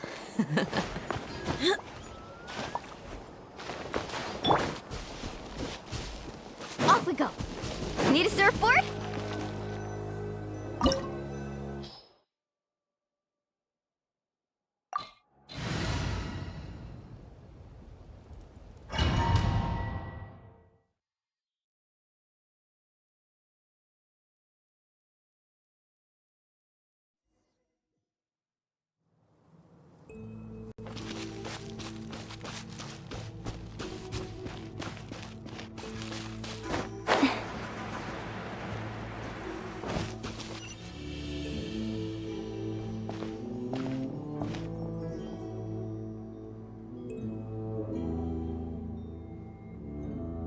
So we're underneath Natlan right now? It looks nothing like Paimon was imagining.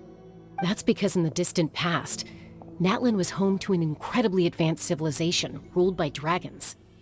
Humans only established their own society after the fall of the dragons.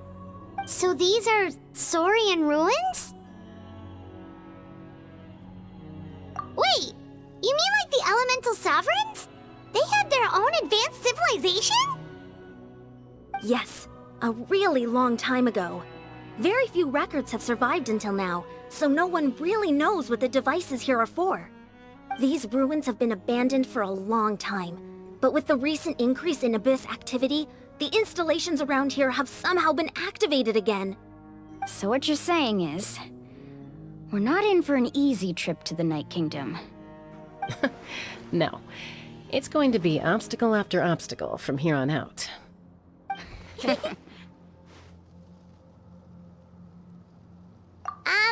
Why are you all laughing like that? It's creeping Paimon out. It's the pre-adventure excitement kicking in, right guys? Of course. I'm eager to get started. Then let's go. We won't let anything stand in our way.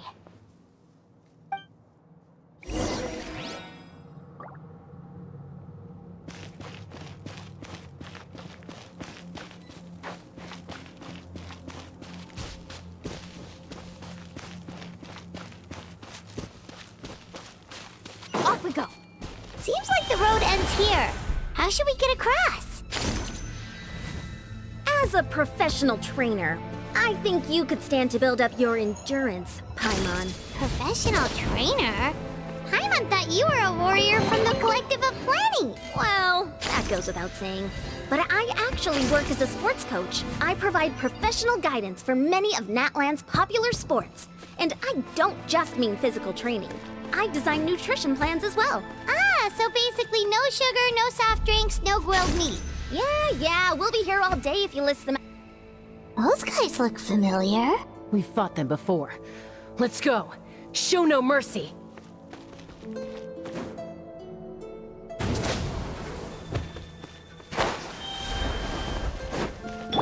Hey! That actor was singular.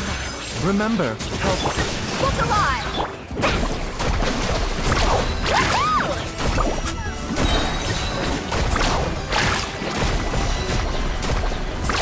Amazing!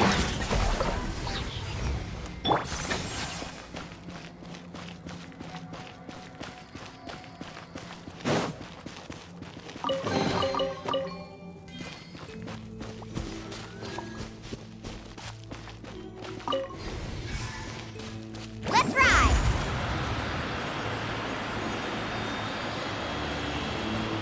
Oh, the place we need to go seems really high up.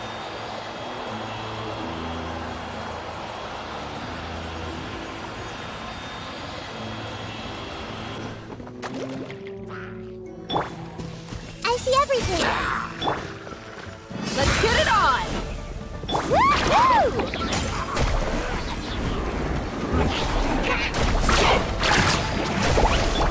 Hey!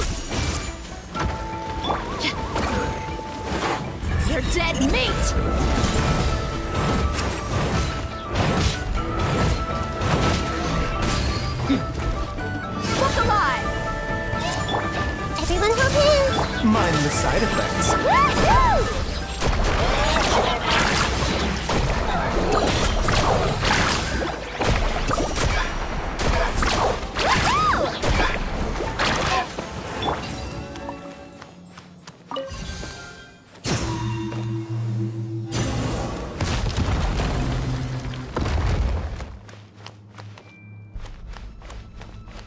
A bitter pill to swallow.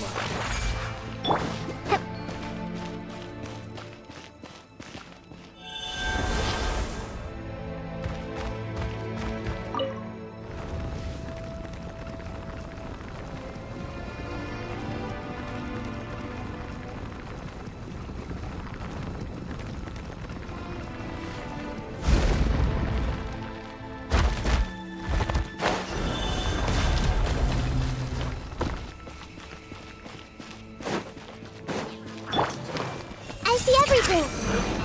Mind the side effects. Everyone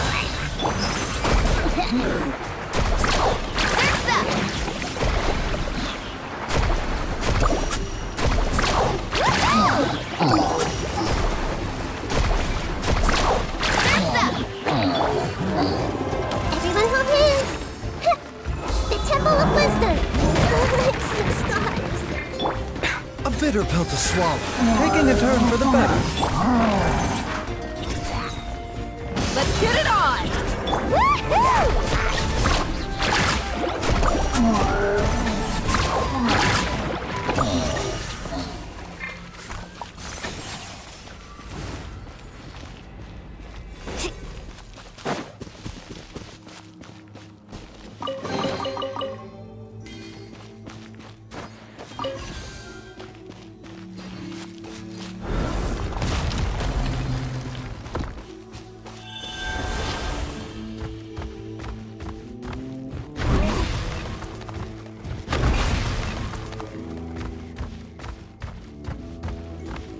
This is the final stretch. We just need to climb up, and we'll be there.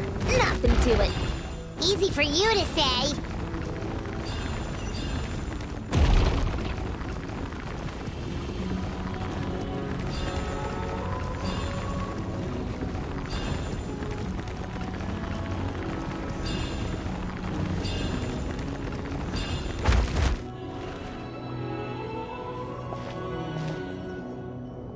This must be the entrance the Pyro Archon told us about.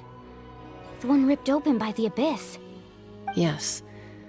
There's something in the depths of this place that feels familiar, yet also foreign. We actually have to go in there? Okay, Paimon just needs to psych herself up. Don't push her through before she's ready.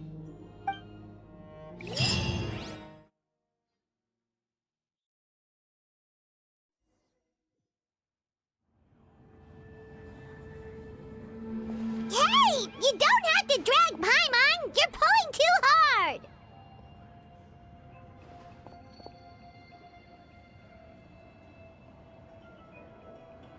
Looks like we made it. This is the Night Kingdom.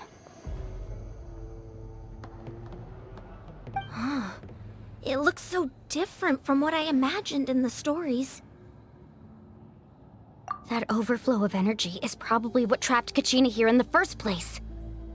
From this point forward, everything we know about the real world no longer applies. Anything can happen here. Paimon's more worried about how we're gonna make it out. We obviously can't go back the way we came. Do you see that patch of light on the ground? It's shining down from that fissure in the sky. Oh yeah, right in front of us. So that's coming from up there? Oh, it's so high up. Did we really fall that far down? Just like I said, our real-world knowledge doesn't apply here. We fell all this way, yet came out completely unscathed. If this was the real world, we'd have to climb our way back up to the entrance. But here, all we have to do is stand underneath the light and offer a prayer. That's it?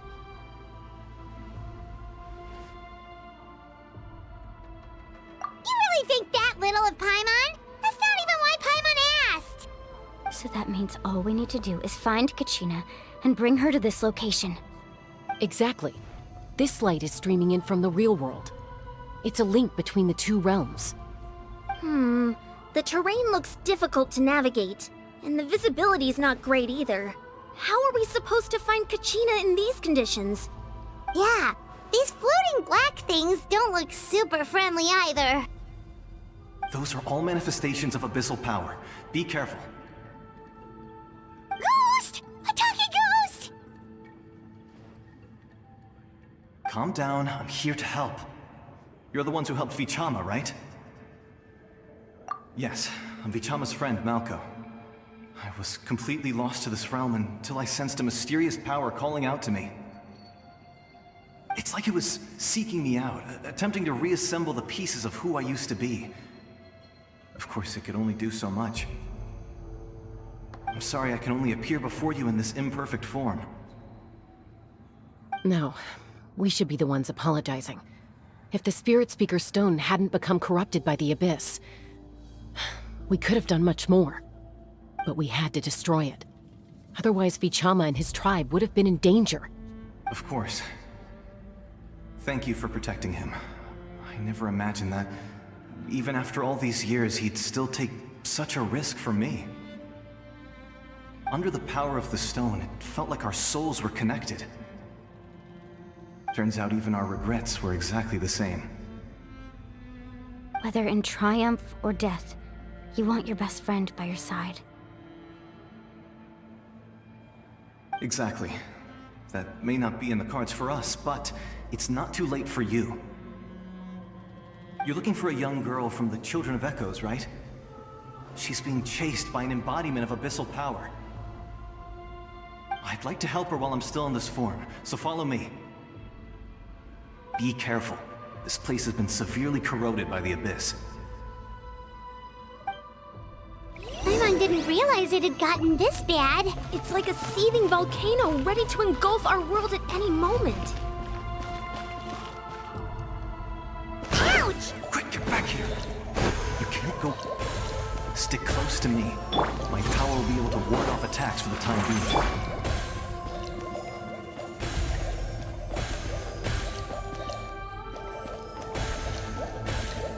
We won't be able to keep this up. Let's try another route. This way.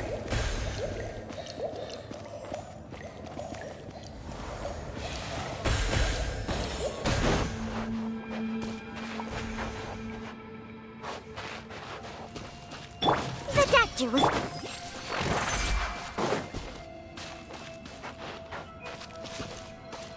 Not good. More monsters. We shouldn't waste our time on them.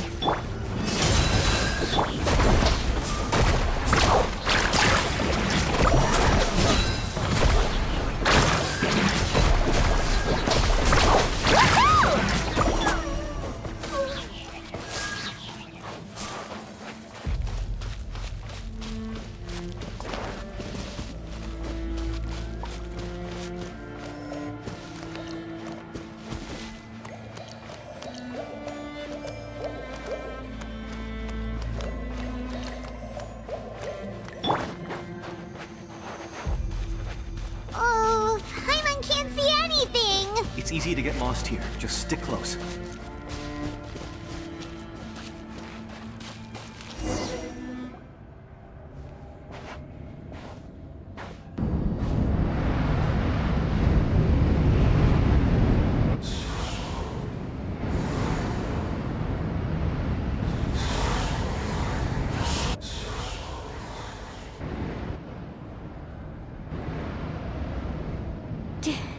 Did you hear that? What? Never mind. It was probably just my imagination. Don't scare Paimon like that! I heard it too. It was a voice from the Abyss. What did it say? Doesn't matter. It certainly doesn't harbor good intentions.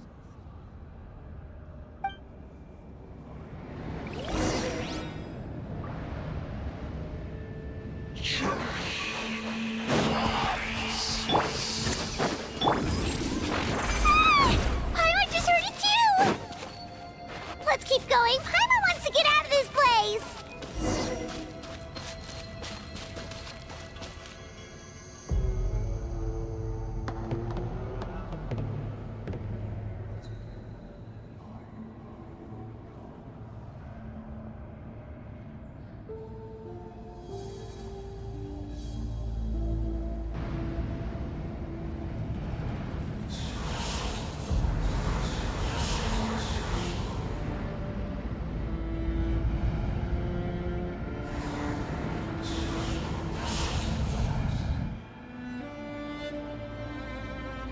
Kachina! Malani? You made it! Looks like our reunion will have to wait until we take care of these monsters. Good idea. Let's go! I see everything. Look alive! Surf's up!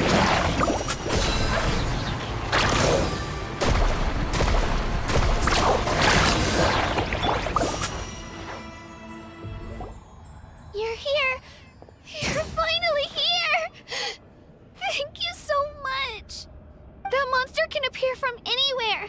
It almost caught me a bunch of times. The Wyap's power helped keep me hidden, so I just tried to stay out of sight until you got here. Atta girl. You did so well. And most importantly, you weren't hurt. Should we start heading back then? Actually, I have a request. Will you come visit the Wyap with me? I can't exactly put it into words, but something's wrong with the Ode of Resurrection.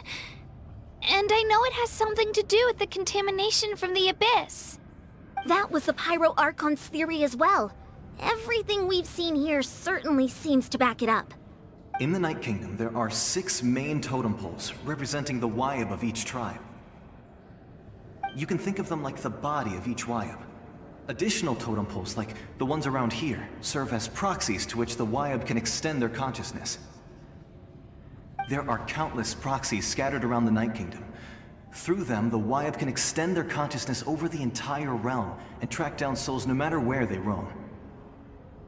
But if a proxy were to become severely contaminated, then a soul could become lost within the Night Kingdom. Judging by the current situation, I don't think we're dealing with just one contaminated proxy. Even if we could drive back the abyssal power from one of them, that probably wouldn't even put a dent in the problem. Still, we can't just leave the Wyap to suffer. It's protected me this whole time. I agree. We might even manage to draw out the monster that's been hunting Kachina. Getting rid of the monster might slow down the deterioration of the Night Kingdom.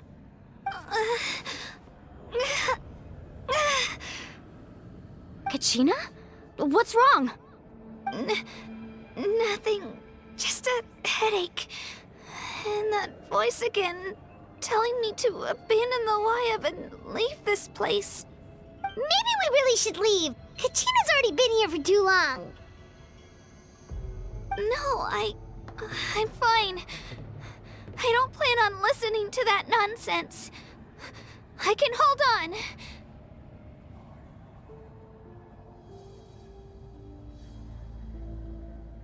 Just up ahead. I'll lead the way. Besides, I can still fight, so please, help me out a little longer. Listen to me, Kachina. We'll come with you, but that's because we want to help the Wyap, not because we have something to prove. You don't have anything to prove either. It's okay if you reach your limit. We'll be there for you. All right. The sooner we get this done, the better. We've already come all this way, so we might as well try to get to the bottom of this. Let's go. This way. I'll stay here and try to stall the Abyss monster. All by yourself? That's too dangerous. It's all right. I may not be as strong as that monster, but I'm definitely more familiar with the area. Besides, I don't have much time left. If you're anything like my friend, I'm sure you're not particularly fond of goodbyes. So go. Achieve your goal, and return to the world where you belong. Thank you for everything. You're a true hero. Thank you. No one fights alone.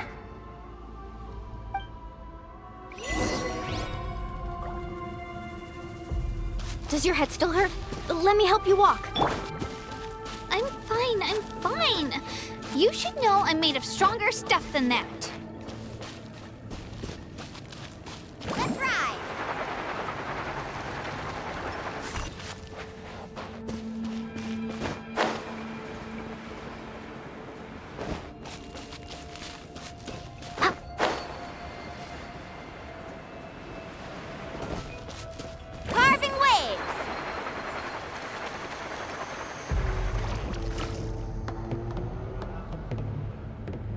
Wyabb?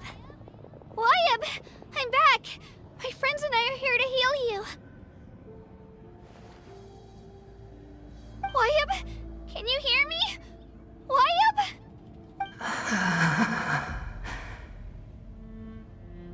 So we were right. The contamination is already too severe. It's preventing the Wyabb from answering our calls.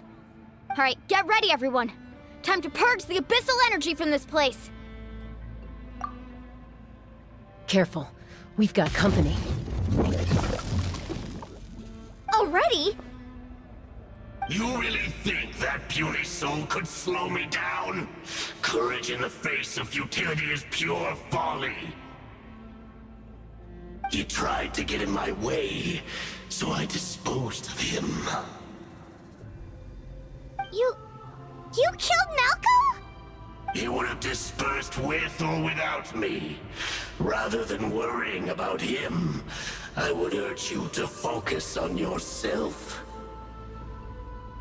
You may have defeated others of my kind in the past, but underestimate me now, and it will be to your peril.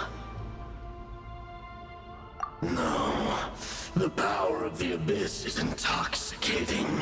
The destruction it seeks captivates like a masterful work of art. I strive only for the opportunity to see it up close. I thought this naive little girl was an exception, but it turns out humanity is full of lambs willing to offer themselves up to the slaughter. That is the tragedy of your short lives. You understand nothing of all-encompassing power. Ancient names, pride, friendship, all empty ideas invented to give you a false sense of self-worth. They possess no power at all. The Pyro Archon created those grandiose ideals out of pure selfishness. Anything to avoid sharing power. Anything to avoid handing over the primordial gift to ordinary people like you. Don't believe me? Then ask yourself, why is the Pyro Archon strong beyond measure, while you, Kachina, remain so pathetically weak?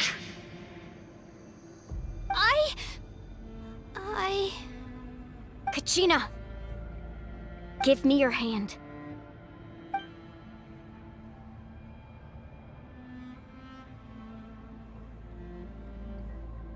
Feel that? I'm right here next to you. Thanks, Moalani. You're right. I have nothing to fear. Because I'm not alone anymore. You're right. Maybe comforting ideals don't have any power.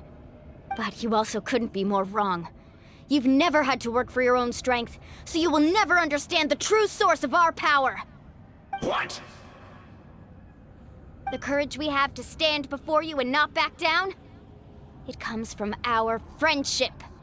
The power lies not in the ideal itself, but in our commitment to upholding that ideal, and in our decision to stand together and fight! Well said! Let's go, Kachina. It shouldn't take more than 2 of us to handle an enemy like this. Sorry in advance, but you deserve what's coming to you! There aren't many in Natlan who can beat us when we're together. It's time he got a taste of that kind of power. From the ashes to the Right here! Amazing!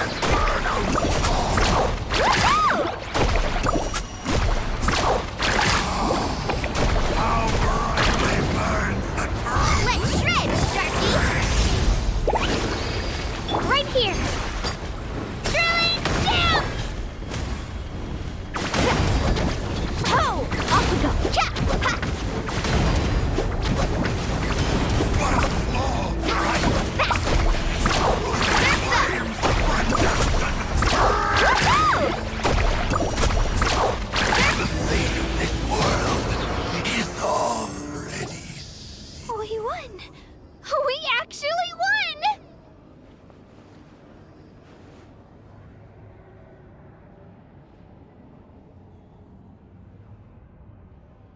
That's what he gets for underestimating you two. Fantastic work, Kachina! Absolutely fantastic! This makes me so unbelievably happy. I'm happy too, Mualani. Together we really are unstoppable.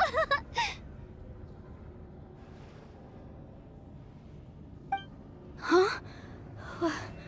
What's happening?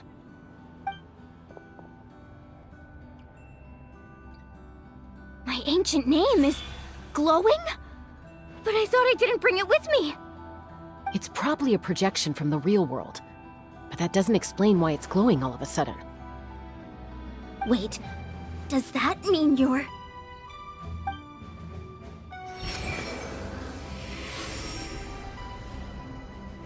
That was a bold move, diving headfirst into the fire to save your friend, especially in a place so overrun with abyssal corruption. Still, seeing you pull it off was really something. Everything you said was exactly right. As isolated individuals, we stand no chance against the power of the Abyss. It took years' worth of scars and lots of unnecessary suffering for me to understand that for myself. The Pyro Archon's plan will unite us as one. Everyone has a part to play. Only then will we have the power to defeat the strongest of foes.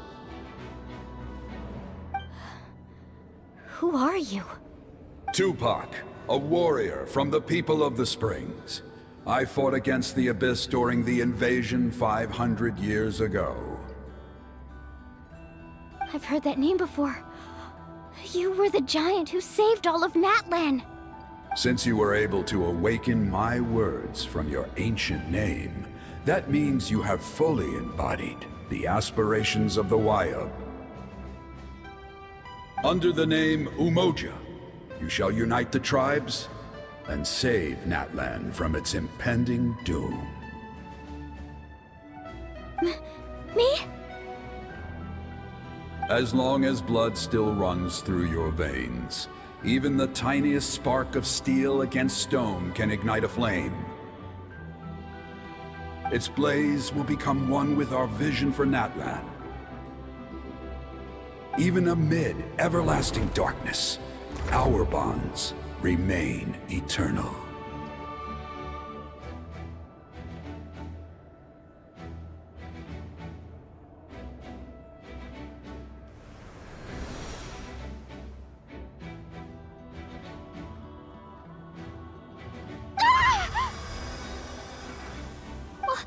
What's wrong, Mualani? So many memories. My brain was just flooded with everything he once knew. So that's what happened. What do you mean? Did you just figure something out? 500 years ago, they foresaw the very crisis we're facing now. Efforts to save Natlan started all the way back then. We can go over the details once we get back. We shouldn't linger here longer than we have to. I know bits and pieces, but I had no idea Mualani was also part of the plan. This sounds like something that's going to need a lot of explaining. Let's focus on saving the Wayub first.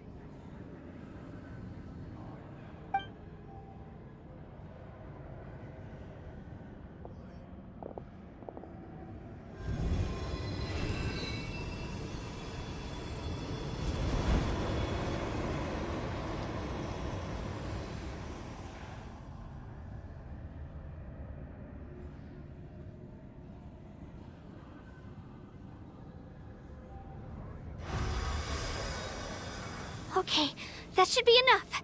Wayub? Wayub? Can you hear me?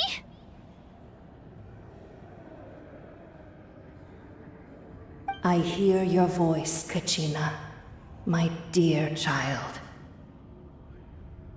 Great. Well then, I'm afraid it's time to say goodbye. I just wanted to make sure you were okay before we leave, but we can't afford to stay here any longer. I was going to ask why you bestowed an ancient name upon someone like me, but it's okay. I'll keep searching within myself for the answer. I'll never stop trying to improve my strength. One day, I'll live up to the hero you saw in me. You are already an outstanding child in my eyes, Kachina. No matter what happens. Huh? You are all my most beloved children. It has always been my honor to protect and nurture you. Your ancient name is just that. A name. Much like your parents chose to name you Kachina, I also gave you a name, but it need not define you. Focus on who you want to be. You are already worthy of your name. Now, you need only devote yourself to becoming a better you. The story of your ancient name is for you to continue. Just like your parents, my love for you will never change. No matter what the future holds.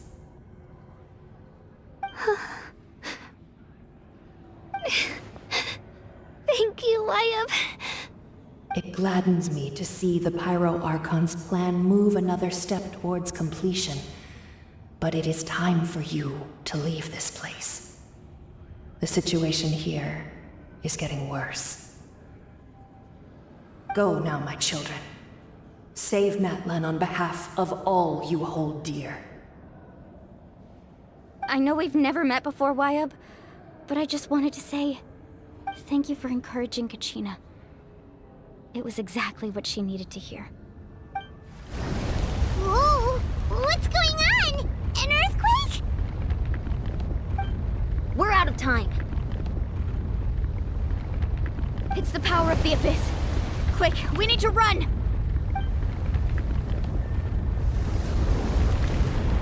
It's a Seelie! The Seelie opened the way for us!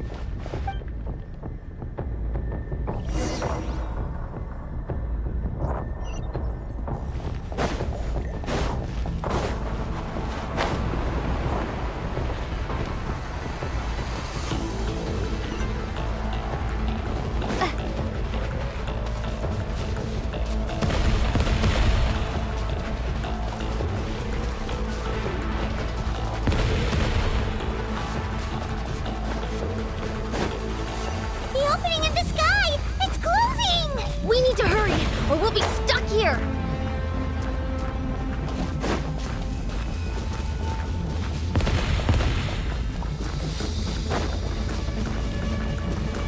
Watch out for the falling rocks! Quick, through the middle!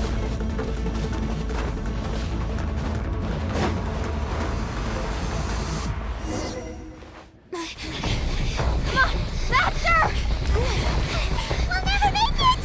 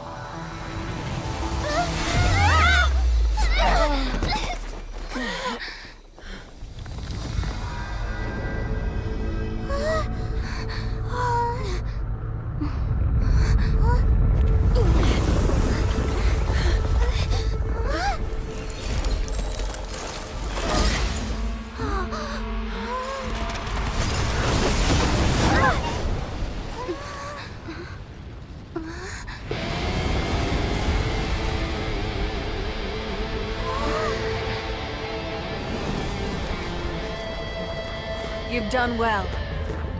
Now come home.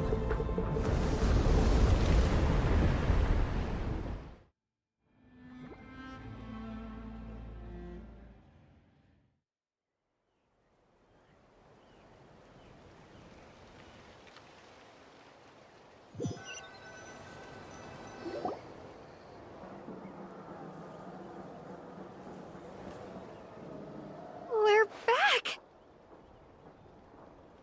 The Pyro Archon saved us. But she's not here.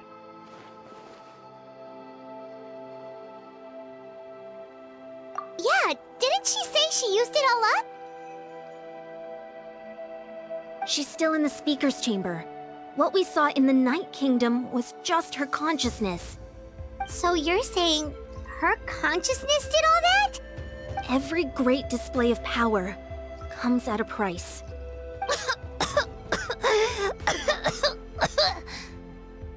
You must feel terrible, Kachina. Just hold on. We'll get you to a doctor soon. Let's get back to the stadium. The Pyro Archon said she'd have a doctor waiting for us. I recommend getting a full checkup, just to make sure no damage gets left behind. Paimon feels okay. What about you, Traveler? Right. You always seem to do pretty well against the Abyss. Let's get going. We need to share what we learned in the Night Kingdom as well. Right. The Y-Up mentioned something about the Pyro Archon's plan. What is it exactly? I'll let her explain everything. We're all a part of the plan now. Every move we make from here on out will decide Natlan's ultimate fate.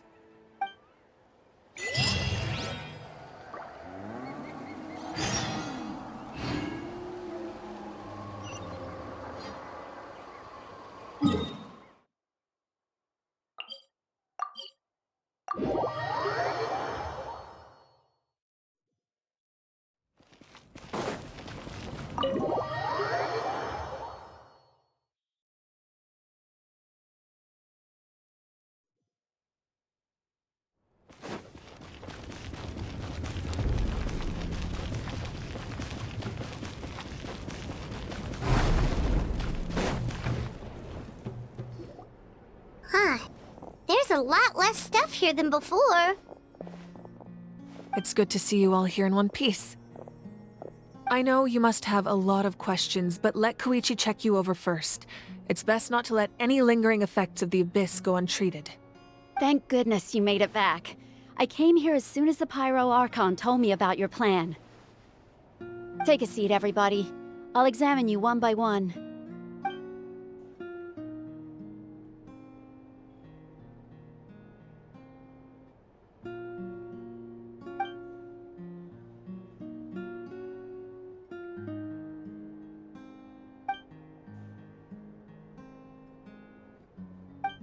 All right, that should do it for now.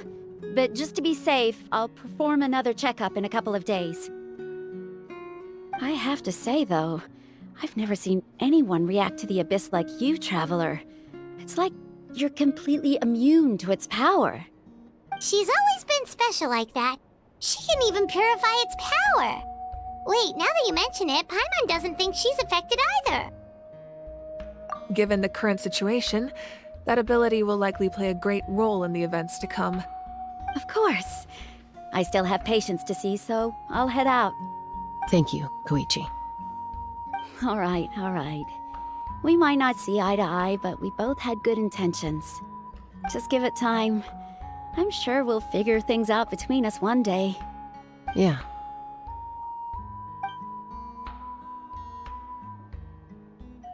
All right. There's so much to discuss, I don't even know where to begin. You've seen it for yourselves now. The devastation in the Night Kingdom. I'll get straight to the point. Natlan is on the verge of destruction. It's very possible our nation has less than a year before total devastation. Huh? No. That can't be true, can it? That's right. But I've only ever disclosed that fact to the handful of people working with me to save this nation. Our looming destruction is not a recent development, but the inevitable conclusion of the disaster the Abyss initiated 500 years ago. Mualani told us a little bit about that. 500 years ago, all the nations of Teyvat were invaded by the Abyss. Unlike the other nations, Natlan never had stable and deep-rooted ley lines, so we suffered the worst of the invasion. The battle against the Abyss was exceedingly long and brutal. In the end, victory came at the cost of our civilization and countless lives. Even then, it took centuries of solving the disasters caused by the Abyss to finally achieve the peace we know today. And still, this is but a superficial victory. The forces of the Abyss have merely been driven back underground. Their threat to Natlan remains as real as ever. I'd never have guessed. The problems plaguing the Night Kingdom are all the more complicated because that realm is essentially functioning as Natlan's ley lines. Immediately after the war, our calculations estimated that we would have a maximum of 500 years before the Night Kingdom was completely lost to the Abyss. But at that time, we were a nation of the destitute. Our people no longer believed in victory, nor did they hold hope for the future. Our civilization was dying, our faith crumbling, and the line of power passed down from the Wayab nearly severed. If we didn't bring the nation back together, it would be foolish to even dream of defeating the Abyss in the future. So, the Archon had a long and involved discussion with the heroes of each tribe, and finally came up with a 500-year-long plan to save Natlan. So that's what happened. After finding Kachina, I encountered a strange figure who gave me a series of new memories. Since the plan was mentioned in those memories, I guess I've been chosen to play an important role in it. But there's still something I don't understand. Those memories showed me the Pyro Archon from back then. And it was you. Huh? But that doesn't make any sense. The Pyro Archon is supposed to be human. It's impossible for a human to live that long. That's right. The hardest thing for humans to overcome has always been time, or rather, the natural limitations of our lifespan. A god can extend a human's life by using a certain amount of divine power, or subjecting them to a curse. But, as we all know, Natlan doesn't have gods like that. We can only rely on our own methods. A human life is like a flame destined to be extinguished. 500 years ago, I placed my life within the sacred flame. Only by dying before my time could I have the chance to wake up again. So, in other words, this is your second life? Yes. We only managed to defeat the Abyss all those years ago because the tribes came together as one. If the Natlan of the future was to have a fighting chance, the Pyro Archons that came after the war had to rebuild the decimated tribes. The goal was to reunite the people and restore the strength of each tribe's Wayab. Once a tribe was back to its full strength, the tribe's Wayab would select a hero, indicating the tribe was once again ready for war. The Chosen would then stand by my side in defense of our nation, just like great heroes of old 500 years ago. So that means I'm one of the Chosen? That's right. You bear the ancient name Umoja, the same one held by the hero from your tribe 500 years ago. It means unity. After your adventure in the Night Kingdom, I trust you've come to fully understand the meaning of that name. So in other words, you always knew who the Wayab were going to pick from each tribe? Yes. According to the plan, each tribe was supposed to have been fully restored by the time I awoke. But something went wrong along the way. The 6 heroes successfully inherited the ancient names from 500 years ago, but the intel regarding the plan wasn't passed on to them. Once again, it comes down to the deterioration of the Night Kingdom. Communication between the Sacred Flame and the Wayab has been blocked. Just like how the Ode of Resurrection failed to bring Kachina back. Exactly. It's just another tactic the Abyss is using against us. The Abyss may not possess intelligence, but its methods certainly aren't easy to counter. If we want to unblock that information from being passed on, my presence alone isn't enough. The ancient name-bearer must establish a greater connection to their name. So, I've tried my best to help them from the sidelines. Currently, Shilonin of the Children of Echoes, Kinich of the Scions of the Canopy, and Iansan of the Collective of Plenty have all been acknowledged by their names. During your adventure, you too earned the acknowledgement of your Wayab Mualani. In the process, you gained the memories stored within your name. But we have less than a year! Yes, but we have no choice. We cannot start the plan until all the heroes have been gathered. That's also why I haven't been able to take action despite the urgency of the situation. But if you knew this whole time, why didn't you just tell me about my role in all this? Wouldn't that make everything go a lot faster? Perhaps, but the opposite could also be true. Knowing your destiny too early could mean failing to realize your full potential. Just like your determination to save Kachina, I hope your commitment to this endeavor comes from your own strength of will, rather than a sense of obligation. So I suppose you're not going to tell us who the final two heroes are then? That's right. Their time is yet to come. Putting pressure on them beforehand will only hinder their development. I can only trust in the judgment of the Wayab. I have never believed I could solve this crisis alone. In fact, it was precisely because I chose to trust and rely on others that we managed to get this far. Natlan's salvation lies not in its Archon or any singular individual, but in us all. You're quite perceptive, aren't you? I thought I might get away with avoiding the topic. Huh? Oh, right! All of the stuff you stored here before, where did it all go? Even though I sacrificed my power, I still needed a contingency plan to ensure you would make it back from the Night Kingdom. After all, I was the one who allowed you to take that risk, and Mualani has an important role to play in my plan. In addition to their sentimental value, the items I stored here held a much more important purpose: fuel. Fuel? Ah, so back then, that's why you... Yes. The stories embodied by those items are certainly important, but there's an even more significant trait they all share. Every item belonged to a hero of Natlan. Over time, they became imbued with a certain amount of contending fire from being carried in battle. On their own, each item's power is limited, but together, their combined effect can prove quite useful in a dire situation. By burning those items, I was able to activate the contending fire stored within them to open the boundary between the two worlds. It was a rather crude approach, so all their power was depleted in an instant, as you can see. But weren't they all precious treasures? What about their stories?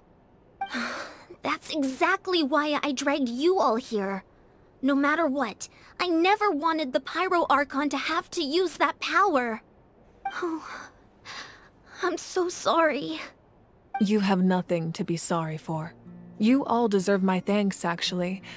If you hadn't saved the totem pole, that area of the Night Kingdom would have been forever lost to the Abyss.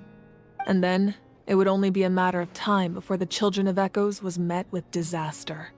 Besides, when those heroes entrusted their belongings to me, or the Pyro Archon of their time, it was out of a desire to contribute to Natlan's survival. If they knew those items helped save the present-day heroes of Natlan, they would not mourn their loss. Even when you put it that way, I still feel bad. There's no need. Remember what I told you about time? The people and the events of the past are never truly lost to us. We simply carry them with us in a different form. In that sense, we didn't lose anything at all. If you still have regrets, let them fuel your resolve in the battles to come. Your deeds will become new legends and nurture new forms of power just like the items once stored here. Well, we'd still like to return the favor. Well, if that's the case, just treat me to a drink sometime. Now that Kachina has returned, we can finally hold the victory feast and celebrate your team's triumph in the Night Warden Wars. And we could all use the rest, that's for sure. Plus, you'll be able to silence everyone who doubted you once and for all, Kachina.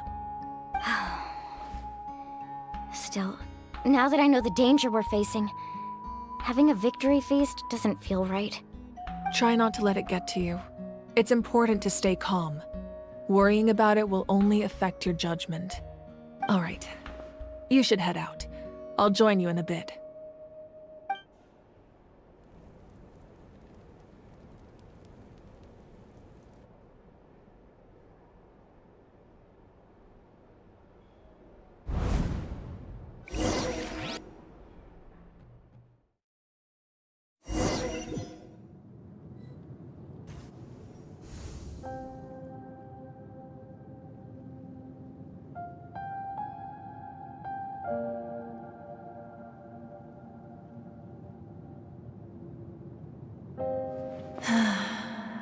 When I was young, I used to sit by the hot springs and listen to the stories of warriors from all over Natlan. They attract people from all walks of life. Friends come easy here, no matter what tribe you're from. The people of the springs have never claimed the hot springs as their own private property. They are there to bring all hot spring buddies together.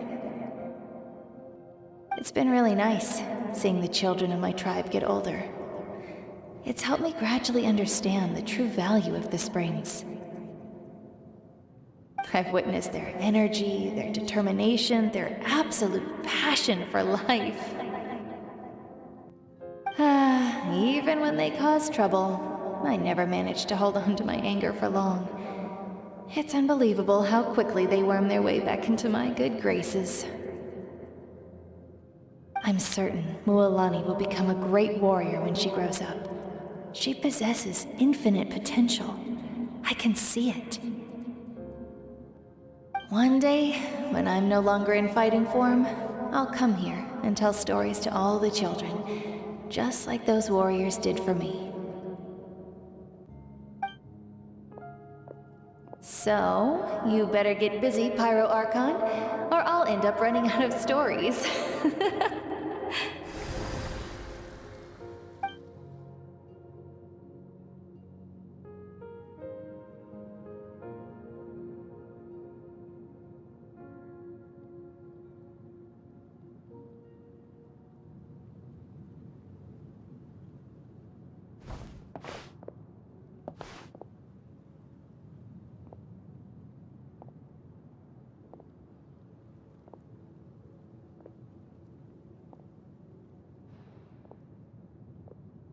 Our nation is engulfed in darkness. Our tribes stand divided, and yet you promise victory in the distant future. The Abyss is a cunning enemy, one that I faced in battle many times. Were that not the case, I would never understand exercising this degree of caution. My rage will never know absolution. Then my power will no longer aid you in victory. But you came to me because you knew you could convince me with just a single sentence. I understand your choice. The heroes of today will forge the path ahead with blood and fire. Just remember to earn us the victory we are owed. Otherwise, rest assured, I'll find a way to collect the debt. For Natlan.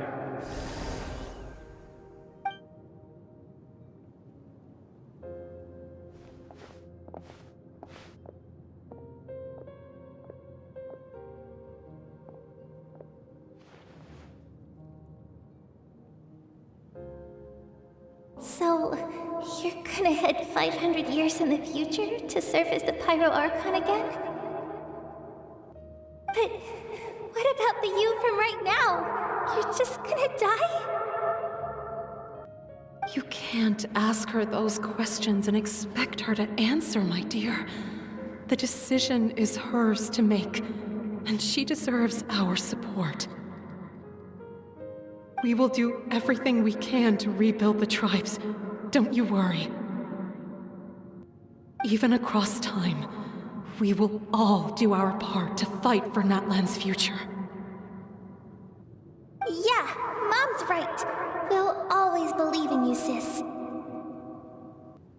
Oh, seriously though, Dad should be here. Where is he? I imagine he didn't know what to say, so he chose not to come at all. Don't take it to heart, my dear. That's just who he is. Just remember, no matter what happens in the future, we will always love you.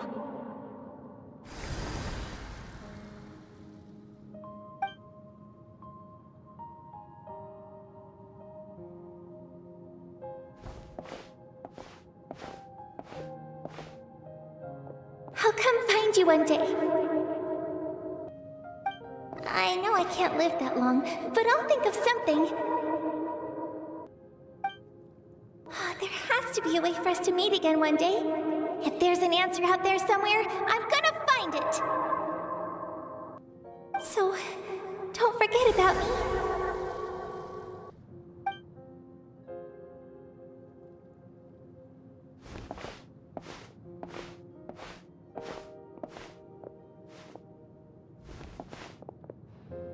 If that's your decision, then you have my full support, Archon. May our children live to see such a lovely son. For Natlan! No one fights alone.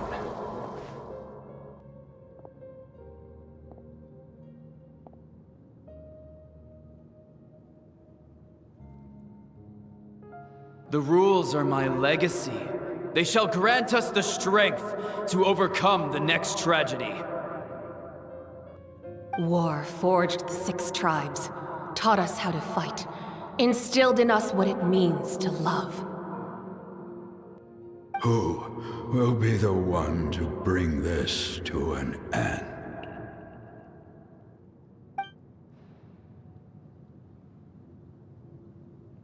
We are the inheritors of memory and legend. Those who grew alongside sun and wind. Those who forged our own destiny and future. That is Natlan's fire. The lifeblood of our nation.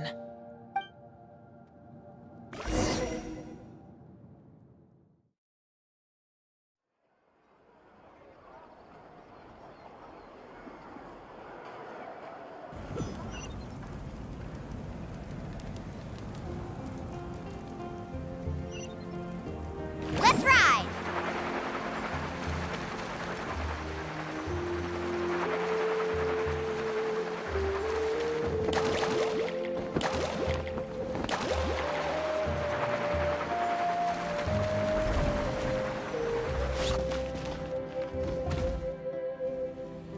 Hey, Koichi! You here for the victory feast too?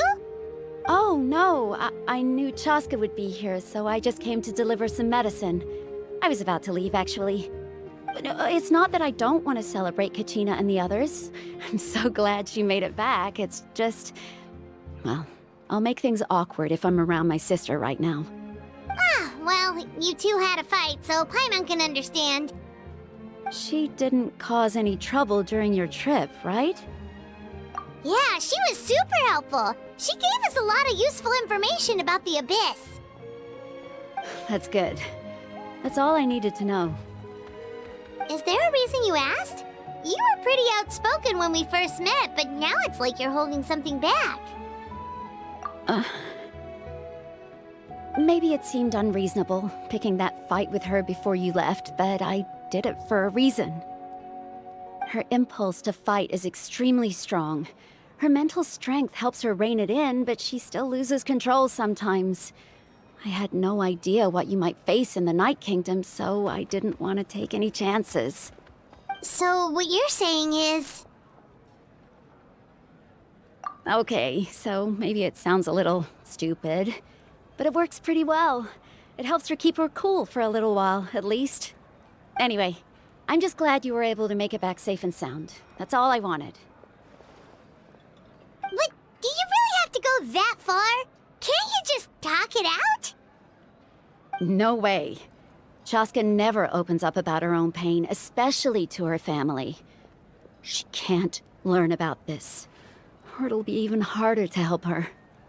I appreciate the understanding, and don't worry. I'll find a way to help her ease this burden. Anyway, I need to get going. Enjoy the celebration. Oh, and if you ever need a doctor, you know who to find. Huh. Who would have thought there was a deeper reason behind their arguing?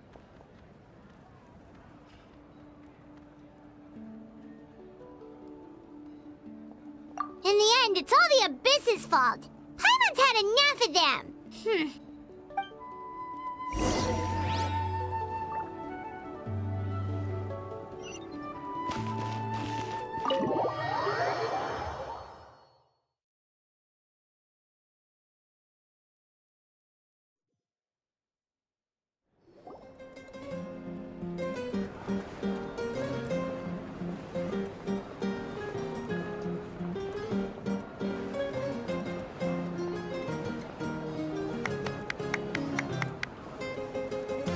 Let's give a huge round of applause to our brave young warrior, Kachina! Woohoo! Well done, Kachina. Thank you, everyone.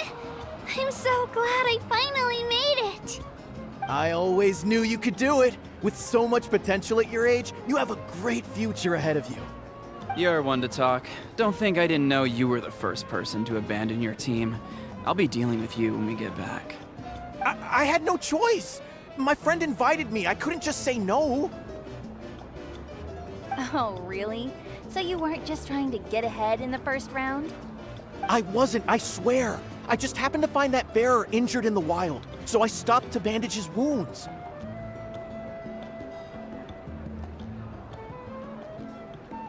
When he insisted on repaying the favor, what was I supposed to do? I'm just one person. I figured Kachina would have no trouble replacing me.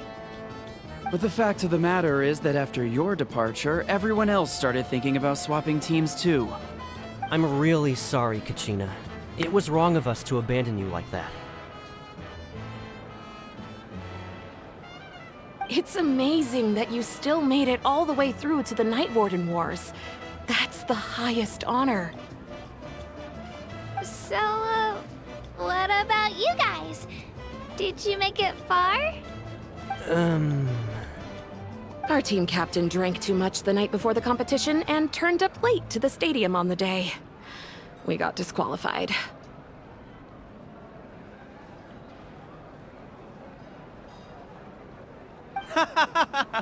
Serves you all right. No sympathy from me.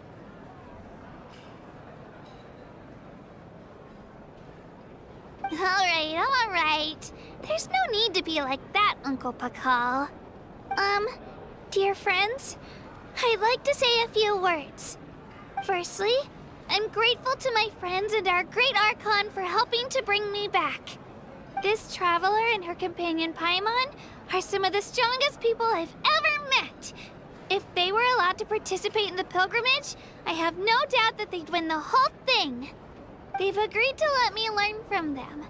With their help, I believe I can become even stronger still.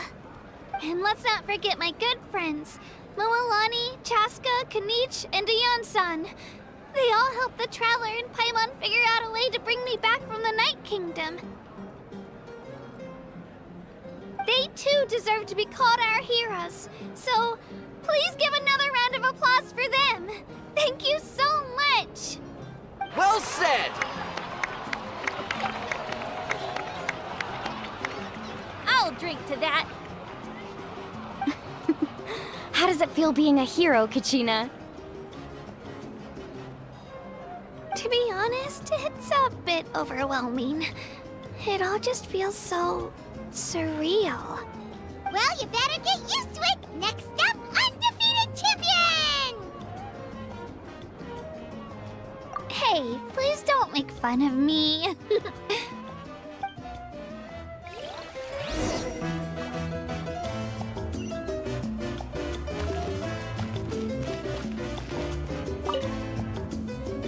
Ah, you're here.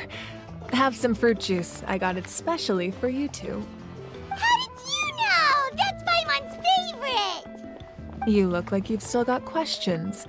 Ask away.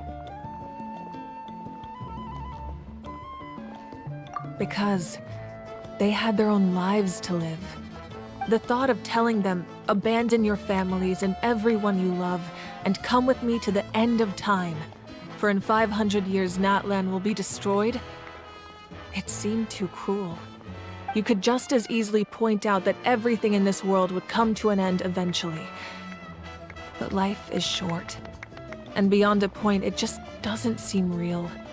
Imagine if I said, let's leave right now, and go save the sun because it'll flame out in a few million years. It would sound quite ridiculous. I couldn't make them shoulder that burden with me. Besides, every generation will have its heroes, this one included. The plan could still work without them. Or, of course, without me. But since I was the one who came up with the plan, I felt duty-bound to see it through to the end. Paimon's suddenly remembering that portrait in your room. Was that your family from back then? Yes, it was.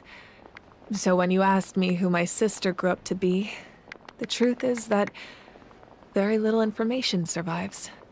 From what I've been able to piece together, I can conclude with a reasonable degree of confidence that she ended up as an architect and artist.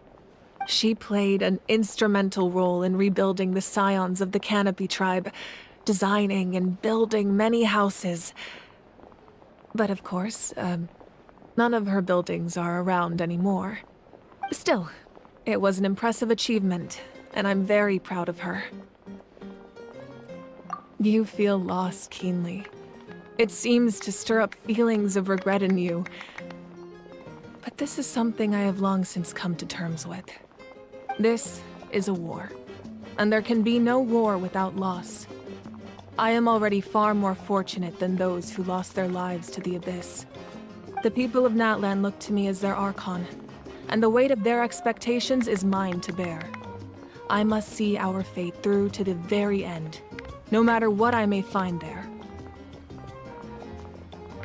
Yeah, doesn't that mean the way everything ends has already been written, including your plan? I suppose, but so what? Don't forget, time takes many forms. The past, present, and future coexist, and all are equally important. Even if the future ends in destruction, there's still no reason to give up on the here and now. And it's precisely because we humans cannot know our fate that we will never give up on our struggle. This is a pivotal moment. We are still 2 heroes short. Well, 3 to be precise.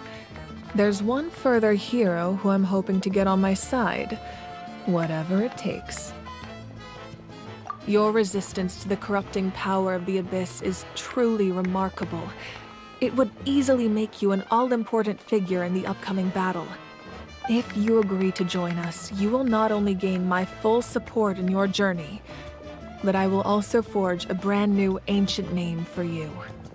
Ancient names can be forged? They can. Several strict conditions must be met, but if they couldn't be forged at all, then the number of them in circulation would have long dwindled to 0. Possessing an ancient name would mean that your adventures in Natlan are recorded in full. Your stories would be remembered by our people for all the years to come. The Ode of Resurrection may have temporarily lost its power, but still, take this as my personal guarantee that I shall never let you fall.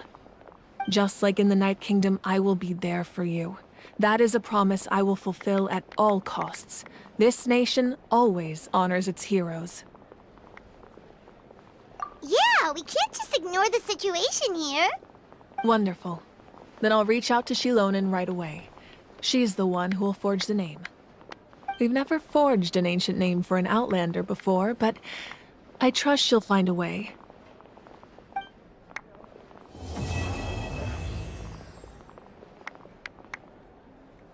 My lord, we've received word that the Pyro Archon has lost much of her power. Although your injury complicates things, this is most certainly the opportune time to seize the Gnosis. Victory and defeat are rules, not outcomes. I have never taken advantage of an opponent in a time of weakness, and I don't intend to start now. As for you, I must confess, I did not expect that little trick of yours to save the day. No matter how dense the fog, as long as the sun remains, we cannot turn day into night. She could have dispelled it. She simply chose not to. You don't have much time, and you're injured on top of that. What do you plan to do next? I'm beginning to see just how useful you may turn out to be. You heard something from here, didn't you?